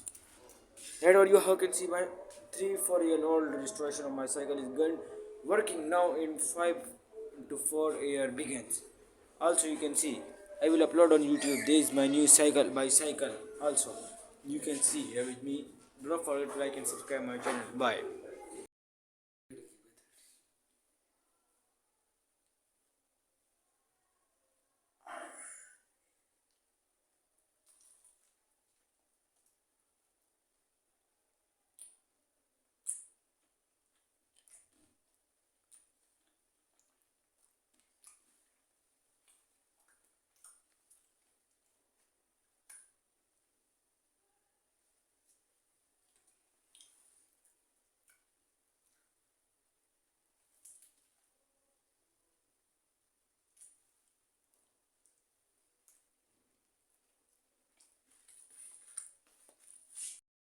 Today video you can see the Judge Judy episode. If you are interested for him the Judge Judy episode, do not forget to comment in my comment section और like subscribe. तो चलते हैं अपने episode की तरफ। तो जिस तरह कि आप लोगों गाइस जज जूडी की एपिसोड में देखा है कि हम दिखाते हैं जज जूडी एक बढ़िया एपिसोड है, बहुत आला किस्म का। आप लोग अगर इंटरेस्टेड हो इसमें वो देखना बहुत ज़रूरी पसंद है और रिएक्ट करना ना भूलिएगा, रिएक्ट लाइक करना कि हमें सपोर्ट मिल सके। वो सनशाइन लगी यार, क्या सीन है, क्या बोलूँ भाई। हेलो कोई समझाओ क्या बोलूँ, बताओ क्या कहना चाहते हो। तो इस तरह के गाइस आप लोगों ने देखा जज जूडी एक बहुत अलग एपिसोड है। इसमें हम जज जूडी को डालते हैं। कहाँ डालते हैं? यूट्यूब पे डालते हैं। देखा गाइस आपने, यूट्यूब पे डालते हैं। ऐसा डालते हैं, डालते हैं, डालते हैं, डालते हैं, डालते हैं। मैं आईब्रो किस तरह हिलाई जा रहा हूँ यार। खुद पे सी आ रही देखी, आईब्रो देखी, देखना गाइस ये डालते हैं, डालते हैं। मीम बनाता हूँ इससे कि डालते डालते डालते डालते डालते। अरे मीम बन गई यार, भी देखो चेक करो गाइस, मीम बना देती है मैं सारे हो। तो लाइक एंड सब्सक्राइब भी नहीं करते हो, की करते रहते हो यार तो सब पूरा दिन। कुछ तो साड़ी इज्जत करो ना। लाइक ते सब्सक्राइब के बटन ठोक के रखो, मैं ਤੁਹਾਨੂੰ ਦੱਸ ਰਿਹਾ। ऐसे नहीं काम चलना। ਤੁਹਾਡੇ ਵਾਸਤੇ मैं 3-3 घंटे की वीडियो अपलोड करदा, साले तुसीं लाइक ही नहीं करते हो। है केड़ी गल हुई है? व्यूज से वीडियो के सपोर्ट तो दिखाया करो फिर। चैनल सब्सक्राइब भी कितना होना चाहिए, कितना नहीं है, समझ आइए थानू? चैनल को सब्सक्राइब और लाइक कर देना यार भैया अपने। अच्छा जी, हेलो हेलो, क्या बोली जा रहा हूँ यार। हैशटैग ले आए। जिस तरह के लोग आप लोग गाइस देख सकते हैं, इस टाइम में रोटी खाने लगा हुआ है। Too much yummy, it's yummy yummy. First you will drink औज़ु बिल्लाहि मिनश शैतानिर रजीम, बिस्मिल्लाहिर रहमानिर रहीम।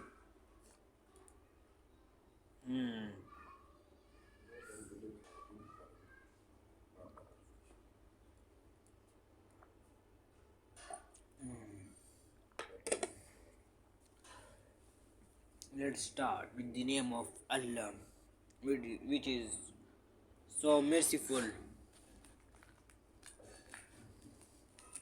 أعوذ بالله من الشيطان الرجيم، بسم الله الرحمن الرحيم.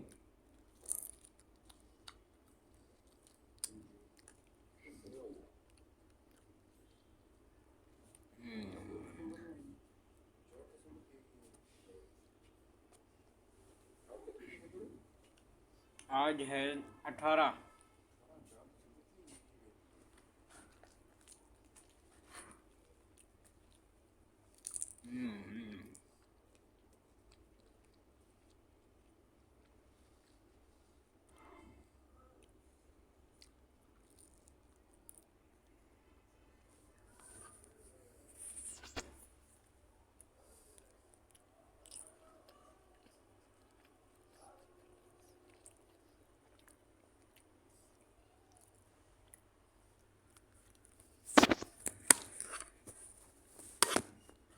किधर जाइए जा रहे हैं? No, perfect camera. अब से yo, oh my goodness.